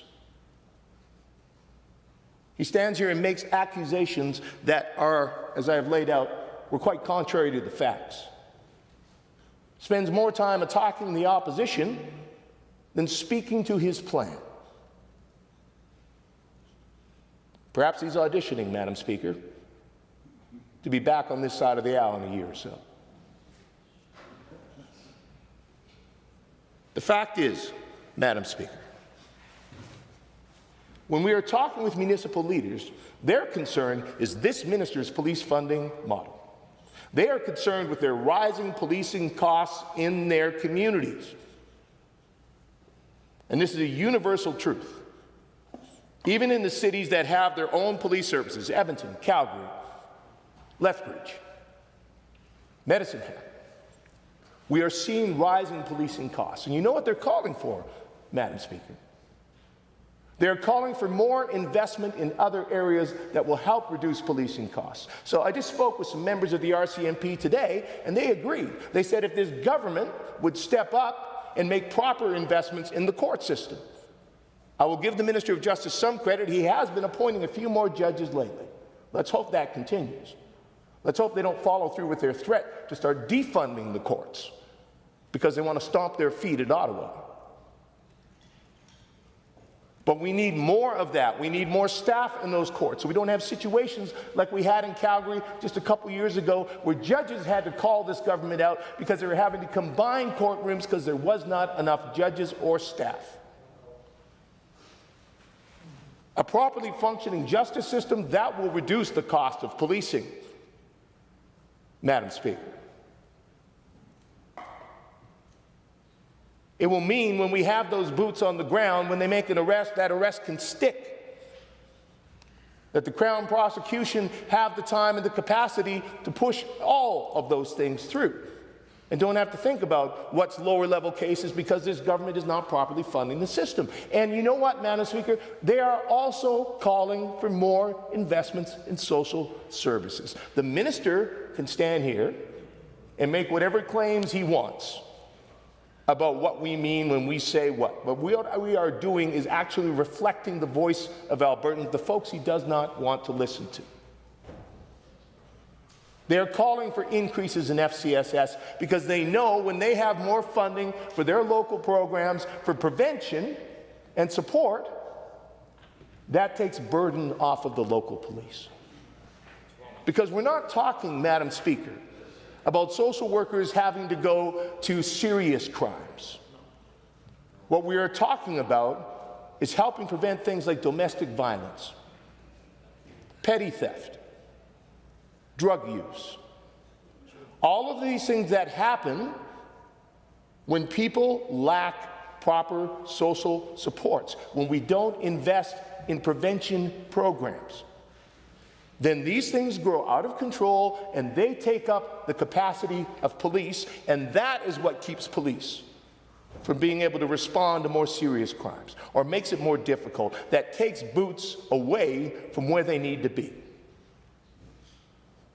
The minister would rather stand here and make cheap political attacks than actually recognize that public safety is an ecosystem. And yes, our police and our first responders are at the front of that. They are the tip of the sword. And they are an essential part of this. And I will continue to say and maintain this is the only government that has ever defunded those police.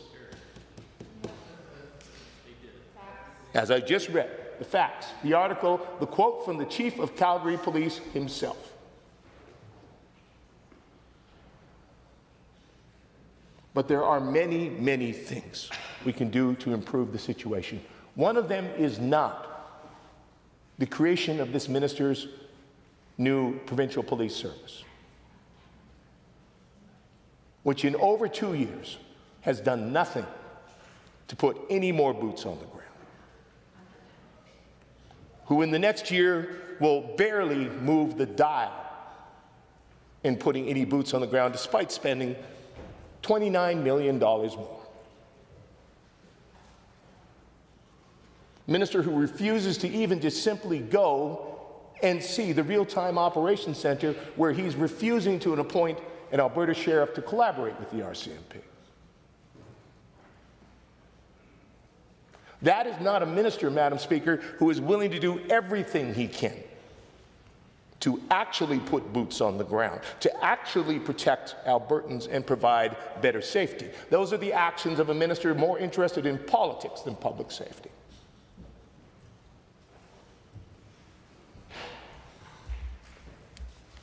The fact is, what we have in Bill 15 is not going to make any significant difference for any community in this province anytime soon.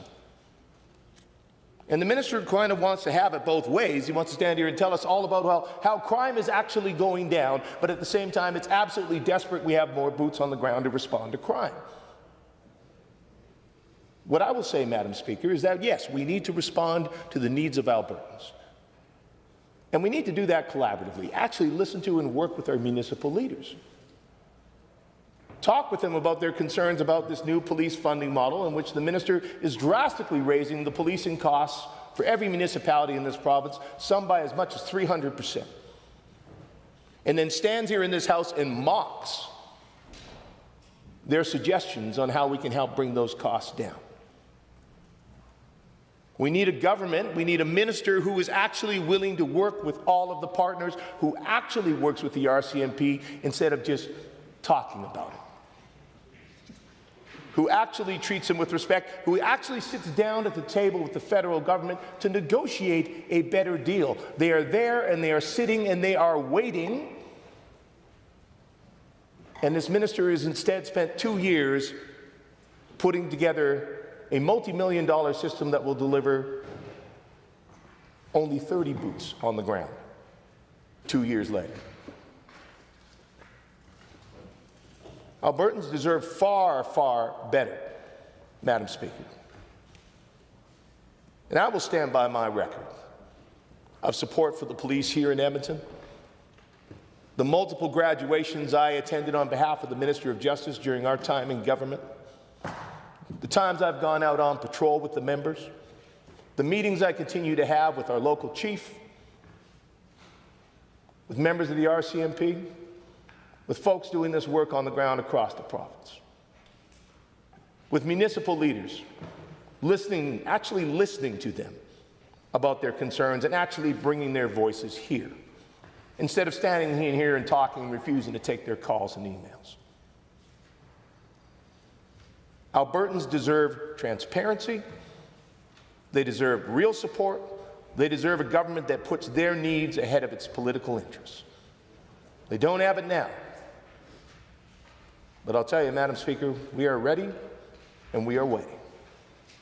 Thank you. The honourable member for Old Didsbury Three Hills. Thank you, Madam Speaker. I rise today to speak in support of a bill dedicated to community safety. Bill 15, the Public Safety and Emergency Services Statutes Amendment Act. This legislation is a key step in strengthening safety across Alberta and ensuring a smooth and effective transition as we build the Alberta Sheriff's Police Service, or ASPS. Bill 15, at its core, is about seamless continuity, smarter policing, and safer communities. So what exactly does this legislation do? Bill 15 makes amendments to the Police Act and transfers all unionized and non-unionized Alberta Sheriff's employees into the new ASPS structure. This transition ensures that officers who serve and protect Albertans today can continue doing their jobs without disruption. This continuity is especially critical for rural communities, where police, sheriff, and RCMP response times are inherently longer due to distance and geography, and that cannot be understated. In many parts of rural Alberta, an emergency call does not mean immediate backup. It can mean waiting alone with help still miles away. Sometimes it doesn't come. Madam Speaker, I do not speak about rural crime in the abstract. I speak from a lived experience as a farmer in rural Alberta. We have dealt with batteries and generators being stolen during harvest and seeding, trucks taken directly from our farmyard while I'm in the kitchen cooking, fuel tanks that once sat open now must be locked and monitored because theft is so rampant. Rural crime is not always a break and enter in the middle of the night. Sometimes it involves people arriving at a farmyard during the day, often in groups, approaching a residence under false pretenses. I've had it happen to me. When you are alone on an isolated property, these encounters are not just suspicious, they are frightening. There is no neighbour next door, and there's no immediate help. That reality leaves no room for disruption or uncertainty in policing. A smooth transition ensures skilled boots on the ground remain in place to protect rural families and livelihoods. This legislation advances our government's work to establish ASPS as an independent police service designed for the future needs of our province. Safety in our communities must remain our #1 concern. Alberta is growing fast. Our rural communities, our small towns, and our urban centres alike are feeling the pressures of increasing crime and the complexities of modern policing. Nowadays, police deal with more than just crime. They are the first on a scene during a mental health crisis. They rush in to support in accidents. They mediate public disorders and community disturbances. That means we cannot afford any gaps in service, any sudden staffing shortages, and any risk to the stability of our law enforcement system. Rural Alberta knows what it means to do more with less, fewer officers, larger territories, and longer waits. This bill supports ASPS as it builds out operational capacity, including the recruitment and training of new police officers tailored specifically to Alberta's public safety realities. This is forward-looking legislation designed for a forward-looking policing model. Importantly, Bill 15 also amends the Safer Communities and Neighbourhoods Act so ASPS officers can continue to enforce it. These amendments allow specialized sheriff units, such as surveillance teams and property closure units, to continue performing their duties seamlessly. Through SCAN, officers will continue to shut down drug houses, disrupt gang-related activity, responding to public tips about suspicious properties. Because that's what Albertans deserve, a community wherever they may choose to live that is safe and free. This legislation is a commitment to maintaining continuity in programs that have made real differences in our communities. Now, Madam Speaker, we fully expect the opposition to criticize the bill, as we've heard. They'll say it's wasteful. They'll say it's unnecessary. They'll claim once again that the status quo is good enough. But let's be honest, the status quo has not been good enough for a very long time. The opposition has become comfortable defending a justice system that too often catches and releases repeat offenders right back into the communities they victimized. They want Albertans to believe that building new capacity in our law enforcement framework is a frivolous expense rather than a necessary investment. Even worse, they want Albertans to believe those that harm us have no fault, out on bail once again to harm another, all thanks to the NDP and their Liberal partners in Ottawa. Madam Speaker, crime has evolved. Organized criminal networks have evolved. Our policing system must evolve as well, and this bill is a step in the right direction. The Alberta Sheriff's Police Service is modernization. It is proper preparation, and Bill 15 helps us to do it responsibly, efficiently, and without interruption to the public. Madam Speaker, when I think about the future of this province, I think safe communities for our youth, for our families, and for every Albertan who calls this province home. I think of all of those who choose to build a career in policing, and I thank them for their courage and for their service. To be in this assembly, protected by these hardworking men and women, is an experience all in Alberta deserve to feel. They deserve it when they walk through their local park, when neighbours gather for a backyard or farmyard barbecue, and when they head down the road to work, whether that road is a city street or a rural range road. Madam Speaker, the heart of Bill 15 is simple: creating safer communities for every Albertan. It won't always be perfect, we do know that. But until we make decisive action, criminals will continue to feel Alberta is theirs too. ASPS is not about reacting to crime after the damage is done. It is about staying 10 steps ahead, anticipating threats, using intelligence more effectively, deploying specialized units where they are needed most, and working collaboratively with local law enforcement to enhance capacity, not compete with it. Enhance. We want a policing system where officers have the resources and jurisdiction they need to intervene earlier, respond faster, and target the individuals and networks causing the greatest harm. Bill 15 is one step in building that system. Albertans might ask why this legislation is needed now. I would offer that Bill 15 will ensure that the officers who protect Albertans today remain empowered to protect Albertans tomorrow. And it ensures that Alberta continues building a modern, effective, and future-ready policing model. For those reasons, Madam Speaker, I strongly support Bill 15, and I do urge all members of this Assembly to do the same. Thank you.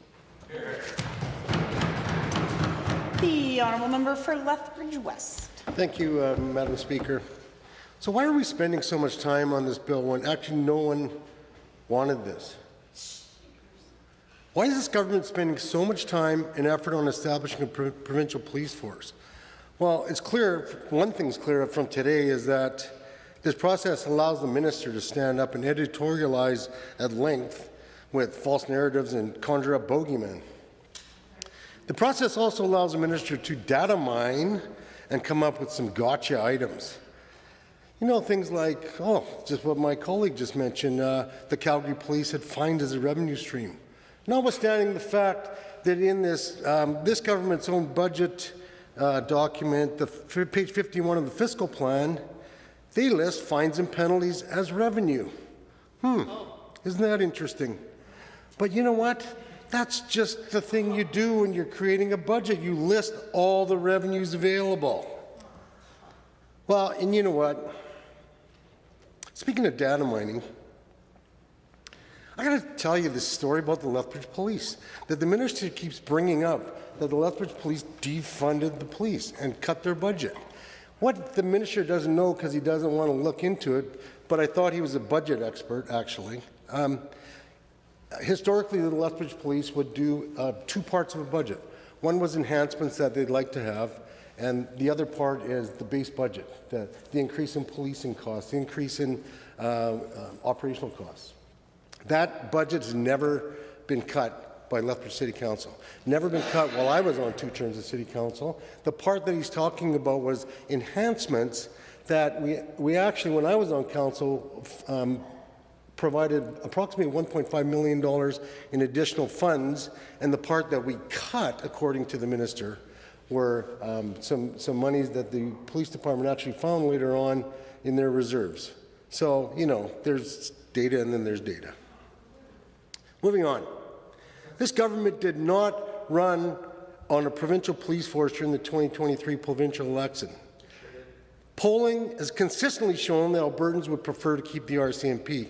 Truly, the UCP isn't listening to experts or Albertans. They're forcing through massive policy restructuring that policing restructuring that nobody in Alberta has asked for or wants. Albertans have repeatedly rejected this plan, and Albertans deserve genuine solutions to their safety concerns. And there are some safety concerns, let's grant that. But you know what it seems?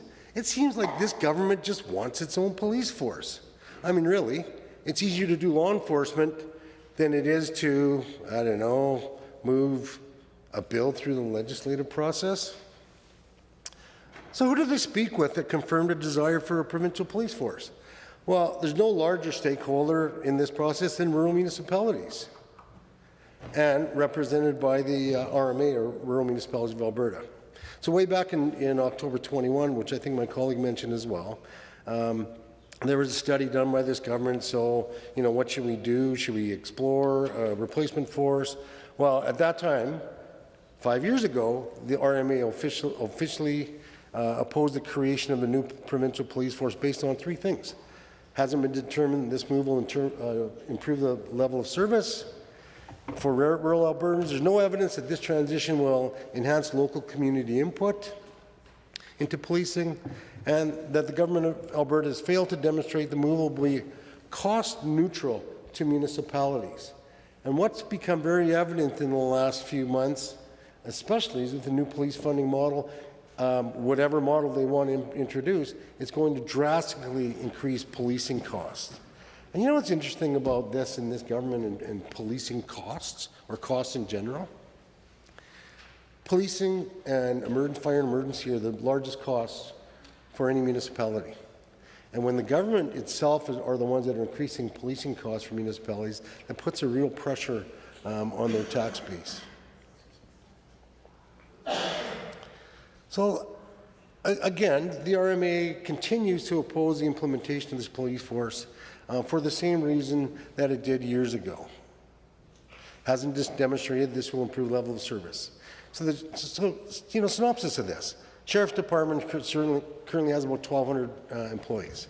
The minister stated roughly 600 of those already perform police-like duties, and then claimed that many of these sheriffs could become police officers with a whole 6 weeks more of training, but didn't say how they're going to be backfilled. So now, are we just creating the same amount? Are we getting the same amount of people? That's not clear either. So we haven't solved that problem.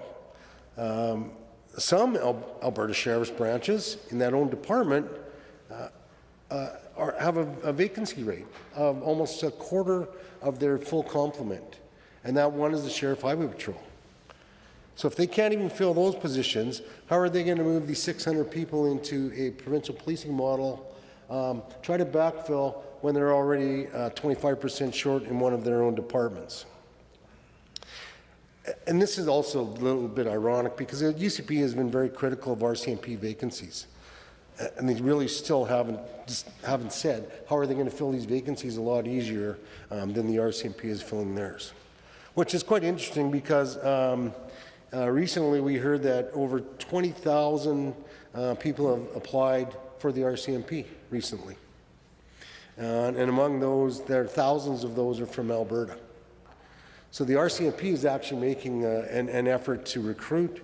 They're increasing the capacity at the Regina Depot, and they want to move forward with fully policing RCMP across the country. You know what also hasn't been made clear, Madam Speaker, is something that's kind of a little bit nerdy from my perspective, but what does the organizational structure look like? When you have this new police service with higher levels of service, it adds complexity. So the operational requirements for a more complex organization are far higher than just transitioning everyone over from sheriffs. Unless this government just thinks they can do that. You know, I don't know. It's possible. And these complexities arise from things like more services in general as a police force, and more specialized services, higher levels of ongoing continuous training, facilities management, prisoner transfer and cells, records management on a higher level. So, and the other thing that will really benefit this new police force is management and supervisors who have extensive, wide-ranging skills and experience, as well as an understanding of what a positive organizational behavior and positive organization looks like. And where are they going to find these people? Because they're going to need tons of them. there's also no evidence that this transition is going to enhance any local community, local input into policing. And that was one of the things that I think was asked by the RMA was, how do we have some input into how this is going to work? And in Bill 49 from this government, it just redefines the new board as corporations. Right? And it defines that the relationship is between that police service and the government, not between the police service and the community. And it doesn't mean oversight. And what it means is for local government is that it means a contractual services agreement. So it has nothing to do with service oversight. It has more to do with the transaction.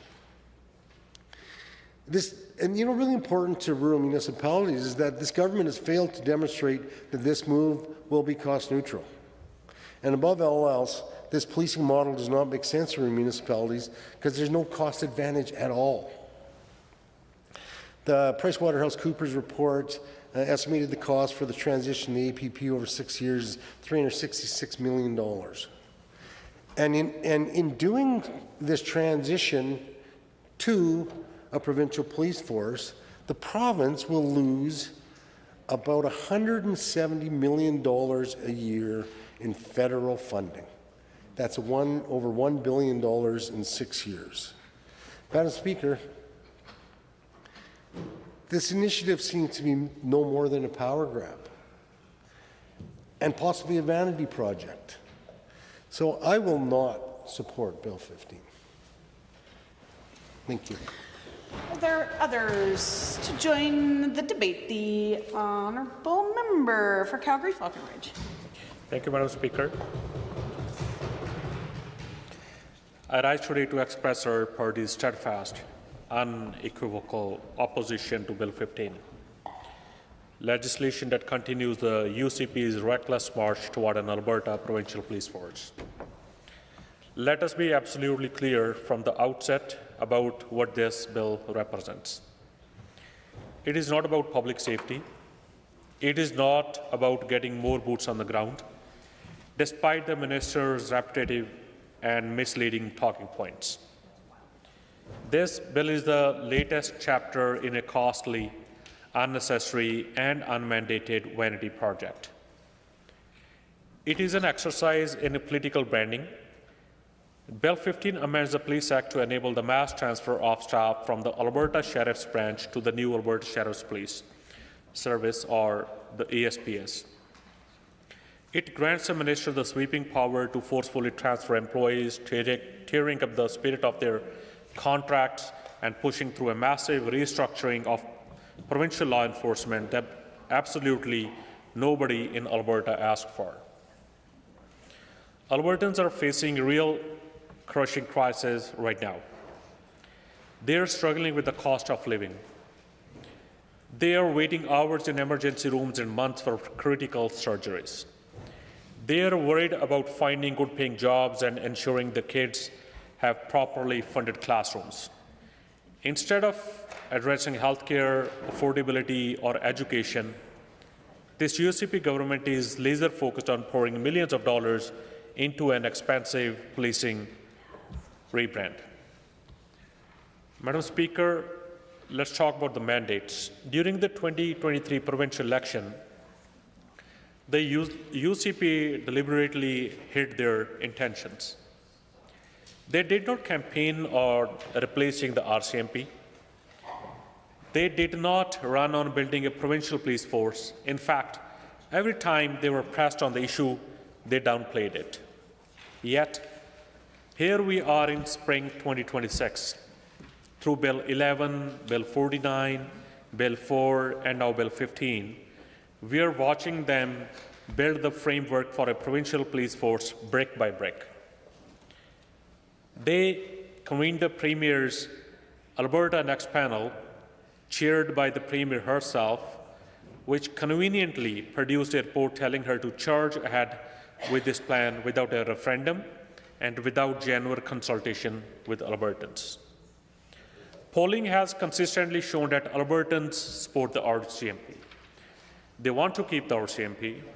Municipalities across the province have made it clear that they do not want this change, warning that it will destabilize rural and small town policing. But the UCP is not listening to experts. They are not listening to municipalities, and they are certainly not listening to Albertans. They are pandering to a fringe separatist base. They want to leave the Canada Pension Plan. They want to withdraw from the joint tax collection agreement with the CRA, and they want to kick out the RCMP. But why? Why is this government so obsessed with creating a police force that nobody wants, at a price tag we cannot afford? Madam Chair, Madam Speaker, we have to look at who benefits. It is certainly not the taxpayer. The UCP wants an independent, federally overseen law enforcement agency out of the way. They are constructing a system that suits them by building a provincial police force from the ground up, governed by boards they appoint, through frameworks they dictate, and led by a minister who can order personnel around on a whim. They are building an agency that answers directly to the UCP cabinet. Madam Speaker, Albertans are rightfully suspicious. This is a government that had lurched from scandal to scandal. They have a history of trying to interfere in the justice system. Now they want to replace the independent RCMP with a force they control. This isn't about community safety. This is about covering up their tracks. It is about consolidating power, removing independent federal oversight, and creating a policing structure that can be manipulated to shield their own corruption and political scandals from genuine scrutiny. It is an absolute affront to democratic accountability. And Madam Speaker, the shell game is no new boots on the ground. The minister has repeatedly tried to sell this transition by claiming it will result in more boots on the ground. This is mathematically and logistically false. Moving an employee from one agency to another does not add a single new position to the front lines. The Alberta sheriffs currently have about 1,200 employees. The minister claims roughly 600 of those sheriffs already perform police-like duties and could become police officers after just 6 more weeks of training. First of all, 6 weeks of training to elevate a peace officer to a fully fledged police officer is dangerously inadequate. As Doug King, a criminal justice professor at Mount Royal University, has rightly pointed out, sheriffs will need to learn incredibly complex new skills and laws, handling charter rights, executing search and seizure, and managing detentions versus simple arrests. Fast-tracking this puts both the officers and public at risk. Secondly, Madam Speaker, where are the replacements going to come from? If you take hundreds of sheriffs off highway patrol and out of courtrooms to make them ASPS officers, who does the jobs they left behind? We already know the UCP cannot recruit enough sheriffs for the current system. A Freedom of Information request from last summer revealed that the Sheriff Highway Patrol had a hard vacancy rate of 22.5%. The UCP has relentlessly criticized the RCMP for vacancies, yet they are experiencing massive gaps in their own provincial agency. How exactly do they plan to fill these old but still entirely necessary sheriff positions? They don't have a plan. It is nothing more than a bureaucratic shell game. Madam Speaker, there is a staggering cost. For months, the UCP refused to be transparent about the price tag of the ASPS. Finally, the release of Budget 2026 laid bare the initial financial damage. We saw an additional $36.9 million allocated simply to the implementation of the ASPS, bringing the total operating budget for the sheriffs up to nearly $201 million. But this is just the tip of the iceberg. The National Police Federation has laid out exactly what converting roughly 600 sheriffs into fully trained police officers will actually cost the taxpayers. $29.36 million just for salary upgrades to match first-class constable pay. $5.4 million for training to meet Alberta policing standards. $7.8 million for uniforms, gear, and pistols. $140,000 per vehicle for new or retrofitted, fully auto-fitted police cruisers. $32 million for infrastructure upgrades, leases, and retrofits. And Madam Speaker, let us not forget the independent PricewaterhouseCoopers report commissioned by this very government in 2021. That report estimated the cost of transitioning to an Alberta provincial police force over 6 years would be $366 million. Worse yet, by kicking out the RCMP, Alberta stands to lose $170 million annually in federal funding. That is over $1 billion lost over 6 years. Where is the money coming from? It is coming out the pockets of hardworking Albertans. It is money that is being diverted away from a healthcare system that is collapsing under the UCP's watch. It is money stolen from public education. Madam Speaker, furthermore, Bill 15 reveals a profound disrespect for the workers who keep our province safe. Under this legislation, the minister may order the transfer of an employee or a whole class of employees to the ASPS, even if their contracts say otherwise. While the government claims this operates under a successorship model that maintains current collective agreements until new ones are negotiated, the reality on the ground is one of coercion and uncertainty. Transferred employees are entirely ineligible for severance or termination pay if they refuse to go along with this scheme. Madam Speaker, Bobby Joe Burde, Vice President of AUPE, which represents about 1,000 sheriffs, has raised serious unanswered alarms. As she stated, quote, some of them are looking forward to an opportunity to pursue a career as a police officer. Some of them are not. That's not what they signed up for, and they feel like they're being forced to do something that they had no intention of ever undoing, unquote. What happens to the conservation officer or the court security sheriff who loves their job but has zero desire to become a municipal police officer? They're trapped by a government that views them as pawns in a political game. Has the UCP even properly consulted AUP on the logistics of establishing this new bargaining unit? The chaotic rollout suggests they haven't. Madam Speaker, my colleague, the member for Edmonton City Centre, our public safety critic, said it best. We have to ask what impact this is going to have when we are moving sheriffs away from key services while the minister is experiencing the exact same recruitment problems as every other police service in Canada. Madam Speaker, Bill 15 also amends the Safer Communities and Neighbourhoods, allowing the director to delegate powers to this new independent police service. The SCAN unit currently does valuable work investigating community complaints and turning criminal activity over to the police. Mr. Speaker, now the UCP is blurring those lines, consolidating power, and muddling jurisdictions simply to justify the existence of their billion-dollar ASPS experiment. We cannot and will not support the UCP's backdoor move toward establishing a provincial police force while so many real agonizing priorities for Albertans remain completely unaddressed. Albertans deserve genuine solutions to their safety concerns.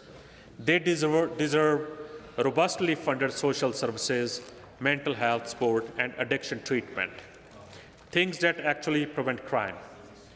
They deserve a government that works with the municipalities and respects their input, not one that forces expensive mandates down their throats. Mr. Speaker, The UCP lacks the mandate for this bill. They lack the funds to do it without cannibalizing other vital services. And they lack the trust of the Alberta public to build an independent justice system. Mr. Speaker, I urge every member of this Assembly to listen to the municipalities, listen to the workers, listen to the experts, listen to the taxpayers, and vote against Bill 15. Thank you.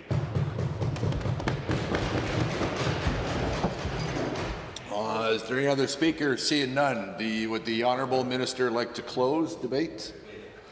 Debate has just been closed with a wave.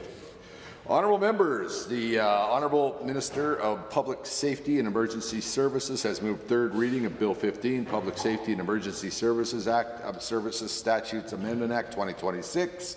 Those in favour of the motion for third reading, please say aye. Aye. Those opposed to third reading, please say no. No. The ayes have it. So carried. Bill 15, Public Safety and Emergency Services Statutes Amendment Act 2026 is now read a third time. Under Government Bills and Orders for second reading, Bill 21, Interprovincial Trade Mutual Recognition Act. Honourable Mr. Scow. The Honourable Deputy Government House Leader. Well, thank you, Mr. Speaker. And I rise today on behalf of the Minister of Jobs, Economy and Trade and Immigration to move second reading of Bill 21, the Interprovincial Trade Mutual Recognition Act 2026. With growing uncertainty around U.S. trade and the use of tariffs, it is more important than ever that Canada make it easier to trade within our own borders. This legislation, if passed, Mr. Speaker, will enable the implementation of the Canada Mutual Recognition Agreement on the sale of goods, strengthening Alberta's position as a national leader in reducing internal trade barriers within our Confederation, while opening new doors for Alberta businesses, expanding economic opportunities, and delivering real benefits for consumers across our province and the country. The Mutual Recognition Agreement, signed by most provinces and territories, commits across Canada to recognize each other's regulatory approvals for the sale of goods. That means that if a product is already approved for sale in one jurisdiction, it should not have to jump through the same hoops just to be sold in another jurisdiction. Right now, Mr. Speaker, Alberta businesses often spend time, resources and money navigating duplicative processes and rules before they can introduce a product into a neighbouring province. This legislation aims to cut through that unnecessary red tape by giving Alberta businesses and Alberta the tools it needs to efficiently implement the agreement and to maintain the high standards that Albertans expect when it comes to health and safety, for consumer protection and environmental responsibility. While Canada has long championed internal trade and true Canada-wide competition, steps need to be taken to modernize our own legislative framework to ensure consistency with other provinces and jurisdictions. Other provinces moved quickly to introduce legislation, and we have learned from their experiences. This allowed us to create a framework that is clearer, more flexible, and more transparent than others. The legislation before us does several important things to give Alberta businesses a fair and competitive advantage while maintaining Alberta's sovereignty over key policy areas. First, Mr. Speaker, it designates the Mutual Recognition Agreement on the sale of goods as a recognized agreement under Alberta law, ensuring that once it takes full effect on June 30th of this year, businesses can rely on it with confidence of the law. Second, it establishes an efficient and transparent ministerial order process for managing Alberta's list of exemptions. This allows responsible ministers to quickly add, remove, or update exemptions in cases where Alberta needs to maintain its own standards to protect public health, safety, consumer protection, and workers or the environment. Third, it provides structure needed to adopt future agreements covering services and use of goods which are expected to come in years that follow.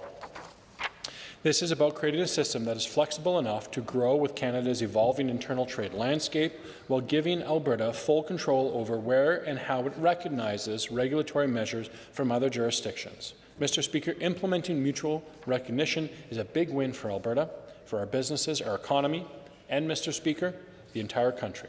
It means lower compliance costs, quicker times to market, fewer barriers standing between Alberta businesses and consumers, which benefits everyone who buys and sells goods in Canada.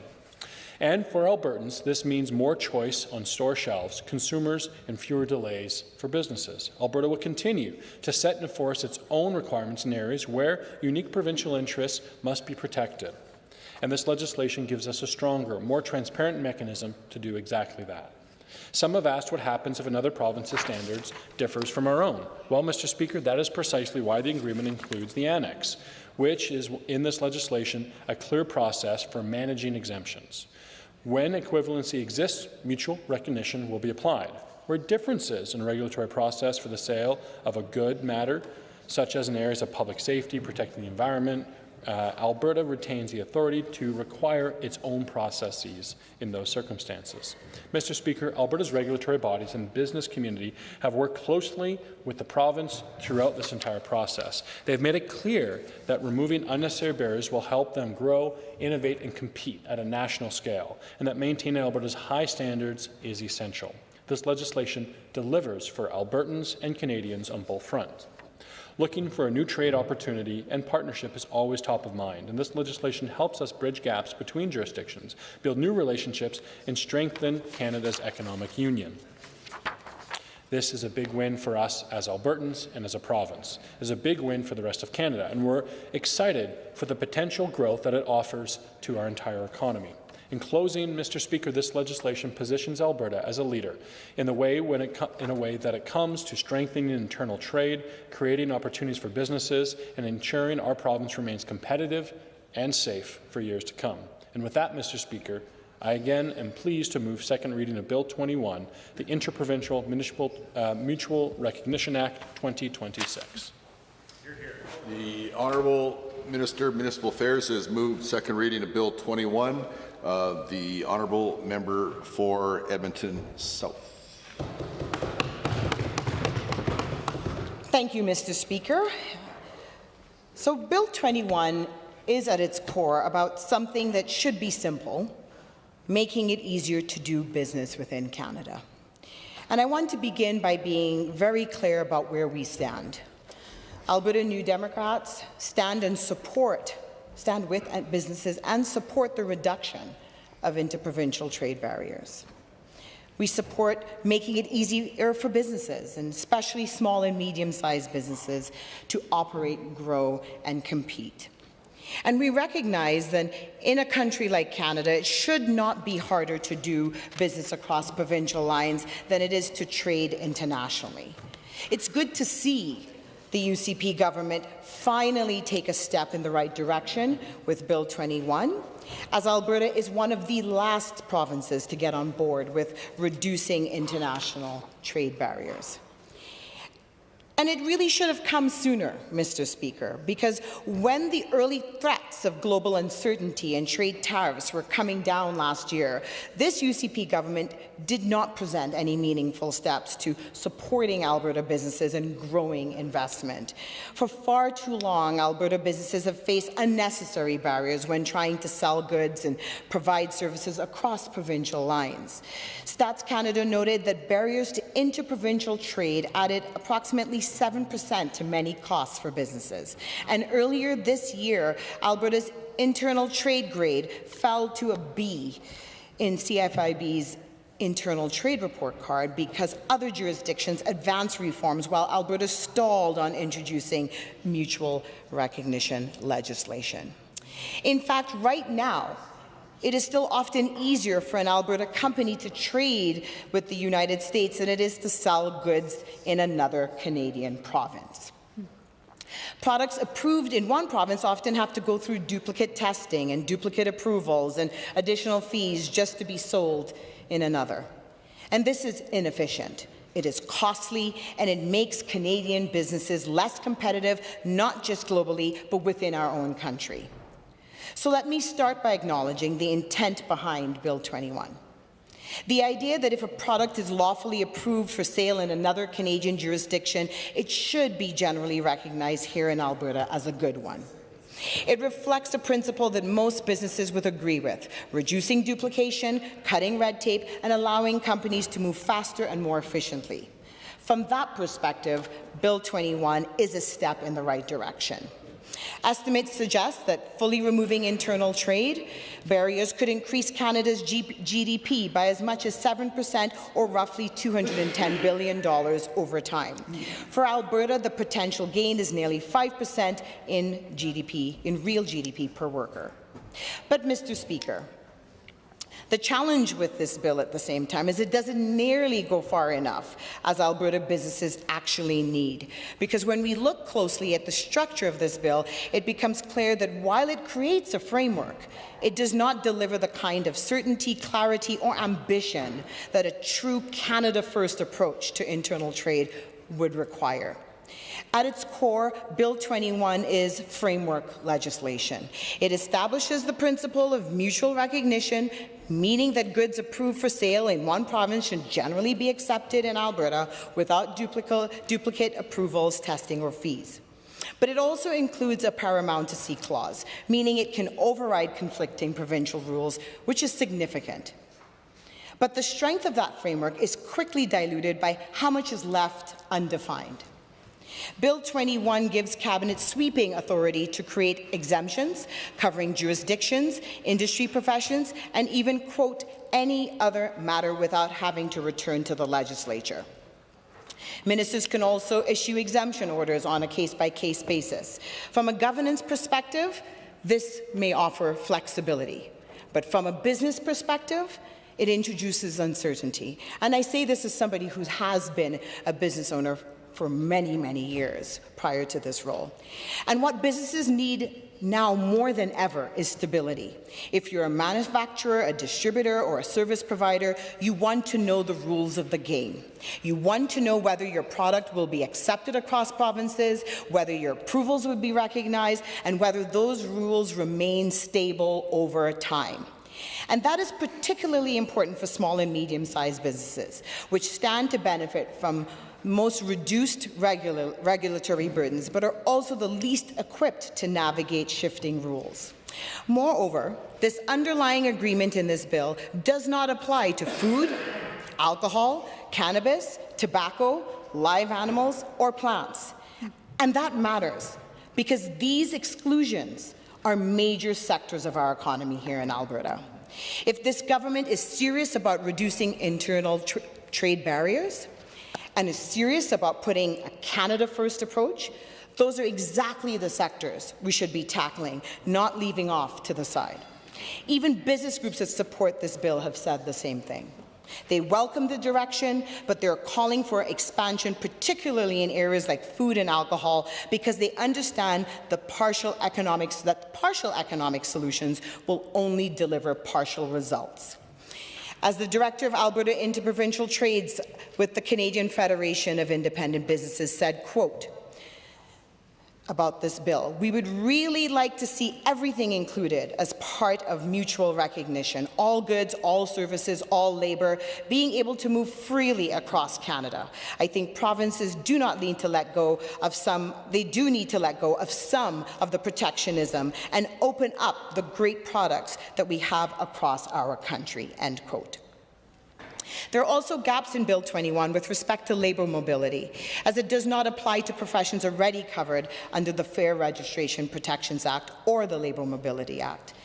And that means it does not solve one of the most significant barriers in our economy, which is the ability of workers to move freely between provinces and have their credentials recognized. And that matters because internal trade is not just about goods. It is also about people, services, and the ability to move talent where it is needed. According to federal data, barriers to internal trade, including labour mobility, are costing our economy upwards of $200 billion lost in GDP and about $5,100 per Canadian every year. In some service sectors, regulatory barriers function like a 40% tariff due to restrictions on professional mobility. And that is an enormous drag on our productivity and growth, and this bill does not meaningfully address it. We are a province that depends heavily on skilled labour, whether it's in construction, energy, healthcare, or trades. When workers cannot move easily, projects are delayed, costs go up, and businesses struggle to expand. So when we talk about internal trade, we need to be honest. Goods are only half the story. Because what good is it to approve a product across provinces if workers need to produce, install, transport, or service that product cannot move as freely? Then there are gaps in enforcement. Bill 21 does not create a clear, direct mechanism for businesses to challenge barriers if they persist. Instead, it relies largely on government-to-government processes, meaning companies must depend on other governments choosing to act on their behalf. And at the same time, the bill includes a protection from liability clause, shielding the government from legal proceedings for actions taken in good faith under the Act. So businesses are left in a position where they're expected to trust the system, but without a strong, independent way to enforce their rights if that system falls short. Mr. Speaker, there's another major issue that cannot be ignored, and it goes beyond the technicalities of this bill. This legislation is rooted in strengthening interprovincial trade and building a more integrated Canadian economy. And in many ways, it's about putting Canada first and ensuring that Canadian businesses can succeed within their own country before looking elsewhere. But that message is undermined when members of this government continue to flirt with separatist rhetoric. While the Minister of Jobs, Economy, Trade and Immigration is standing here advancing a bill that reduces barriers between the provinces, some of his colleagues are promoting ideas that would pull Alberta away from Canada altogether. And that contradiction is not lost on businesses. Investment decisions are based on stability, predictability, and confidence in the future. When there's even a hint of political instability or ambiguity, our province's long-term place within this country is at risk, and risk drives investment away and jobs away. So I have to ask, how can this government claim to be pro-business, to support economic growth, to encourage interprovincial trade, while at the same time refusing to clearly and unequivocally denounce separatism within its own ranks? Because you can't claim to support internal trade, to support Canada First approach, while at the same time tolerating and entertaining ideas that could weaken the very federation that makes trade possible. If this government is serious about supporting businesses, then it needs to send a clear message that Alberta is committed to being a strong and stable part of Canada. And it should be clear that Alberta's future within Canada, and that our focus is on building strong economic connections, not questioning them. So will the members opposite denounce separatism to ensure businesses that they will not face more regulatory burdens because of Alberta separatism talks? What I can tell you is on this side of the House, we oppose the idea of separatism or leaving Canada, and we will always defend Alberta's economic future and are always on Team Canada. Mr. Speaker, there is value in Bill 21. Industries like oil and gas, forestry, and fertilizer production could benefit from reduced duplication. Small and medium-sized businesses could see real gains from simpler regulatory processes. But this bill doesn't go far enough in reducing barriers. Alberta has an opportunity to push for real internal free trade, to break down barriers and to strengthen our position and lead Canada. And so, yes, on this side of the House, we support reducing trade barriers, we support making it easier to do business, we support policies that help Alberta companies grow and compete, but this bill should have gone further to include key sectors like food and alcohol, tackling labour mobility in a meaningful way, and providing businesses with full clarity and transparency. And this UCP government should be backing that all up with a clear commitment to staying within Canada, one that removes any doubt about where this province stands. So until we see a clear Team Canada commitment from this government, this bill will remain what it is today, a step forward in the right direction, but the bare minimum for our economy and the industries within it. Thank you, Mr. Speaker. The honourable member for Lacombe-Panoka. Well, thank you, Mr. Speaker. It is a pleasure to rise today to speak in support of Bill 21, which implements the Canadian Mutual Recognition Agreement, bless you, on the sale of goods signed by Alberta in cooperation with other provinces, territories, and the federal government. At its very core, this legislation is about breaking down long-standing trade barriers like unnecessary red tape and regulation that have stood in the way of growth for our businesses and limited choice for consumers, while maintaining Alberta's high standards for health, safety, and environmental protection. For far too long, provinces have operated with different product standards, licensing rules, safety regulations, and transportation requirements, making interprovincial trade far more complicated and onerous than it needs to be. Businesses often must spend additional time and money complying with multiple regulatory systems, redoing paperwork, repeating testing, and securing multiple certifications simply to sell the same product in another province. That duplication adds cost, delays entry into new markets, and discourages investment and innovation. Currently, 1 in 5 businesses in Canada has identified regulatory duplication as a major barrier. This means fewer Alberta businesses expanding across the country and fewer opportunities for businesses, especially small and medium-sized ones, to grow and compete. Not only does this situation impact business profitability and growth potential, it also has very real consequences for consumers. When businesses face high regulatory costs, those costs are often passed on to the consumers through higher prices. In other cases, products never reach Alberta's market at all, leaving consumers with fewer choices. Less competition ultimately means higher prices and limited selection. Mr. Speaker, we cannot afford to see this situation continue any longer, especially at a time when the destabilizing actions of our largest trading partner, the United States, have made abundantly clear the importance of strengthening Alberta's domestic economy. In an increasingly uncertain global trade environment, it's more important than ever to ensure that our domestic market is resilient, competitive, and capable of supporting long-term economic growth. Internal trade is critically important to Alberta. Trade within Canada accounts for roughly 1/5 of Canada's GDP, and domestic trade exports contributed to approximately 20% of Alberta's GDP in 2024. Alberta is a major contributor to internal trade. In 2021 alone, Alberta exported $95 billion worth of goods and services to the rest of Canada, making it the 3rd largest domestic exporter in the country. Yet despite the importance of internal trade, unnecessary interprovincial barriers continue to limit its full potential. It's estimated that these barriers cost the Canadian economy up to 7% of GDP, and that more than $130 billion in economic activity could be unlocked if provinces recognized each other's regulations and harmonized standards. This government, through the Interprovincial Trade Mutual Recognition Act, is taking concrete action to help unlock that potential, strengthening Alberta's economic competitiveness and diversification while increasing choice for Albertans.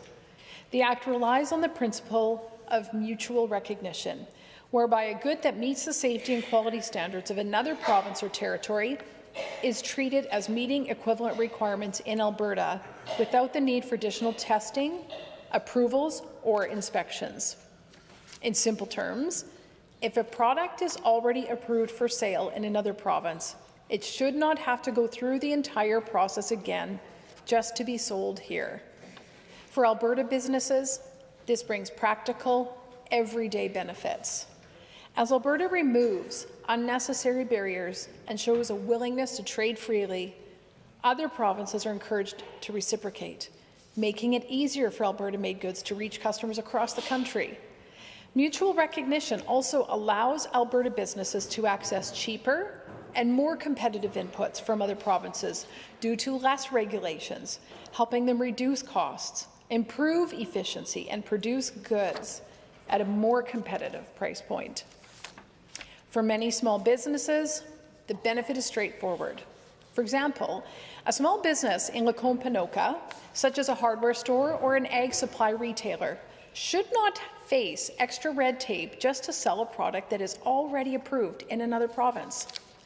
Mutual recognition allows that business to stock more products, offer customers more choice, and remain competitive without facing the added paperwork or cost that comes with duplications in regulation. These businesses can focus on what matters most, which is growing a successful business that is tailored to serving the needs of their communities. With mutual recognition, consumers stand to benefit as well. More goods are moving freely across provincial borders, and that means more competition and greater product choice on Alberta shelves.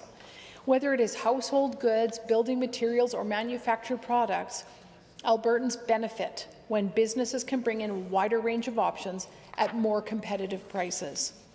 Mr. Speaker, it's important to emphasize that this legislation is not about lowering Alberta's standards or limiting our ability to protect the public interest. Certain categories of goods, including food, alcohol, tobacco, and cannabis, are appropriately excluded from mutual recognition due to unique health, safety, and environmental considerations. Alberta continues to maintain full oversight in these areas through a ministerial order model, which ensures that each ministry remains responsible for its own regulatory framework while applying a consistent and clear process for adding or removing exceptions. This model provides flexibility when required while maintaining accountability and strong protections for Albertans. Mr. Speaker, this legislation builds on Alberta's long history of leadership in reducing internal trade barriers. For more than 20 years, Alberta has played a key role in advancing freer trade within Canada. We were active participants in negotiating the Agreement on Internal Trade and improving it into what is now the Canadian Free Trade Agreement. We also worked closely with our Western neighbours to establish the new West Partnership Trade Agreement. Alberta has also taken strong unilateral action. Beginning in 2019, Alberta reduced its exceptions under the Canadian Free Trade Agreement by 80%. In 2021, we introduced the Labour Mobility Act, making it easier for workers to have professional credentials, recognized right here in Alberta. Our ongoing efforts to reduce red tape and unnecessary regulatory burden continue to strengthen Alberta's internal market. The Interprovincial Trade Mutual Recognition Act builds on this strong foundation. It aligns Alberta with other provinces. It demonstrates our continued commitment to free trade within Canada, and it provides a framework to implement future mutual recognition agreements effectively. Mr. Speaker, this is a balanced and responsible piece of legislation. It reduces unnecessary red tape, helps businesses grow and sell more, gives consumers greater choice, and preserves Alberta's high standards. And for these reasons, I am proud to support this bill, and I encourage all members of this Assembly to do the same. Thank you, Mr. Speaker. The honourable member for Edmonton, McClung. Thank you very much, Mr. Speaker. I will be short and sweet this afternoon and speak to Bill 21, Interprovincial Trade Mutual Recognition Act, perhaps from a different perspective, as many have come at this bill today, and mention in general terms my feeling with respect to the government bringing this piece of legislation forward now in the light of their lack of attention to many pieces of sort of free movement of goods and services across the country over a number of years, Mr. Speaker. Now, in response to this new effort to collaborate with the federal government in a newfound dedication to Canadian nationalism, this is the government is trying to sell, they're looking to introduce this Bill 21 to bring it in alignment with the federal legislation and the MOU and so forth that have been signed in agreements that have been signed with the federal government. However, if indeed the commitment was really there, Mr. Speaker, to look at aligning and look at improving and reducing trade barriers across the country, perhaps we'd have seen evidence of that in other areas of trade over the years, and some elements of this I've been harping about for a long time in this legislature. Perhaps the Minister of Jobs, Economy, Trade and Immigration and the Transportation Minister might have paid more attention to things like removing barriers to trade for the movement of goods and services and people between provinces by perhaps seriously promoting a rural bus transportation network right across Western Canada. That is indeed at the heart of promoting movement of goods and services across the country and removing economic barriers to do just that. But we haven't gotten that type of attention, Mr. Speaker, from this minister or the transportation minister in trying to show some leadership right across the country and bring forward a resurrected rural bus transportation network so that we could have a freer and more easy movement of people, goods, and services using a bus network, which is a simple thing to do. It's maybe not a sexy issue, Mr. Speaker, but it's something that's necessary across the country. And this bill that's brought forward is got lots of terms to it, and it's for framework legislation which will align itself with agreements that the Alberta government has come into agreement with the federal government. But realistically, I'd like to have seen a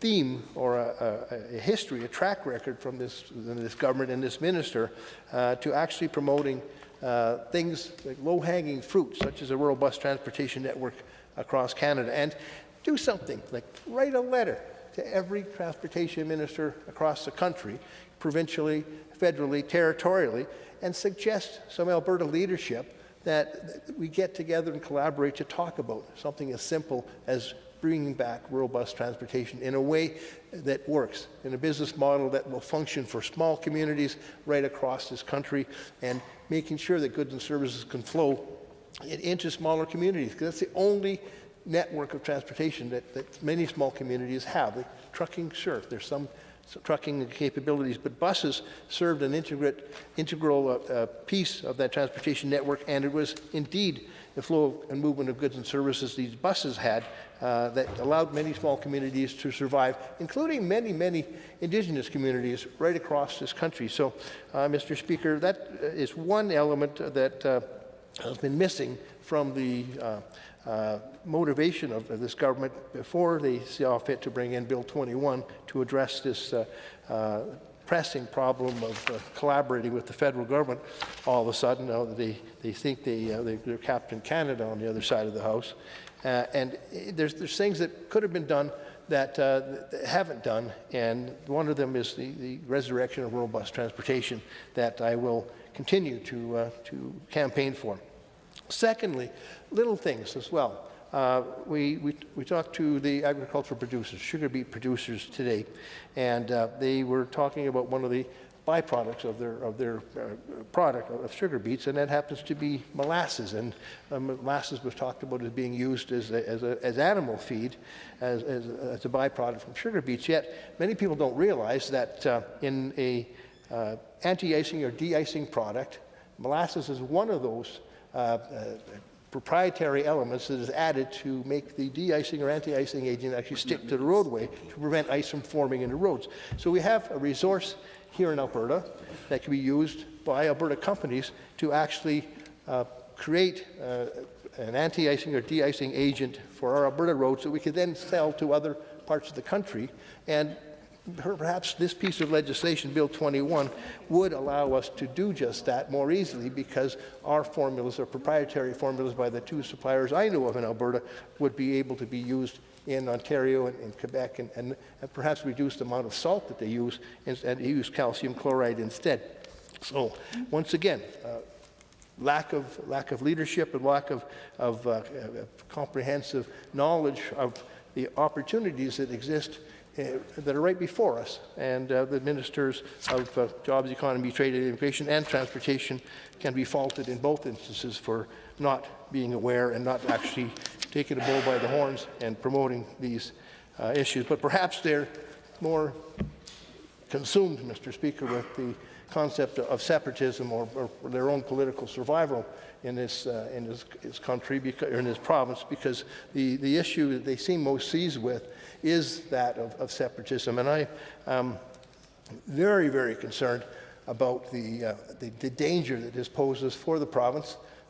Many of us in this legislature were around in 1980 when the first referendum was held in Quebec, and in 1995 the second one, the separatism referendum in 1995, where 50.2% of the vote in favor of remaining in Canada was a slim majority, which allowed us to hold the country together and avoid the horrific negotiations that would have been triggered by a loss of that referendum. Yet this government continues to dance with the separatists, and for Lord knows what reason, they see fit to not do the hard work of bringing people together instead of looking to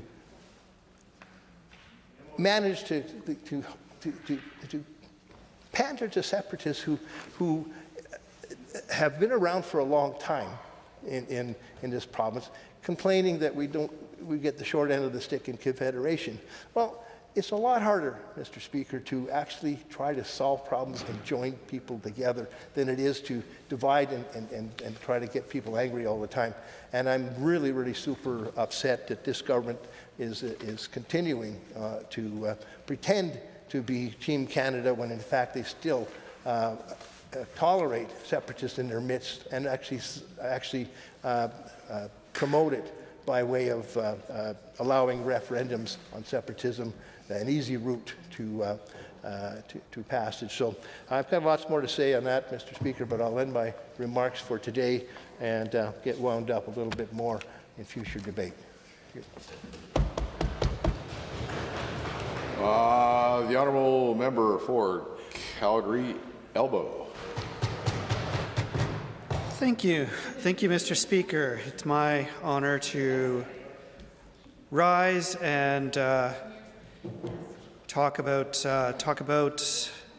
this bill on liberalizing interprovincial trade as part of an agreement that this government was a part of in last year. And it is an important nation-building activity that we be able to trade with other provinces and other people in other provinces. And it's especially important for small businesses who often don't have the horsepower, for very good reason, to manage a number of different regulatory environments and have to get approval in every single province separately in order to sell their goods. So this is absolutely a no-brainer. And as part of something that helps tie our nation together, I'm extremely supportive of that. However, it took a really long time to get here. The minister alluded to that when he said that they were just really dotting all the I's and crossing all the T's, making sure that it was an absolutely perfect bill when we are one of the last provinces to do this. The other thing that I would like to talk about is alcohol. This is, of course, not entirely within the it's not entirely within the control of the Alberta government. I understand that. However, we are the only province in Canada right now that still allows the sale of American bourbon and the import of American bourbon. And so here's some here's on the other side. Look, I like bourbon too. I detest Trump trying to make us the 51st state more. And that's what this is about. That's what this is about. And there's a perfectly good product made from Tabor that fits into my old fashions, right? And I got, I like the big ice cube, and I put my little cherry in there, and a little twist of orange, and some bitters. But my kids make an absolutely mean old fashioned. And in absolute moderation. In moderation and very rarely. The fact that this is a province that still allows entry of American... And let me be clear. When I brought this up in estimates at Service Alberta, the minister said that I should be ashamed of myself. That I should be... And I just heard a heckle from the other side, from the Minister of Social Services, agreeing that I should be ashamed of myself, that I should be ashamed of myself for wanting American bourbon to be banned in Alberta. Of all the things. Of all the things. Of all the things. And so this bill is a response to Donald Trump trying to make us the 51st state. And therefore, because this is the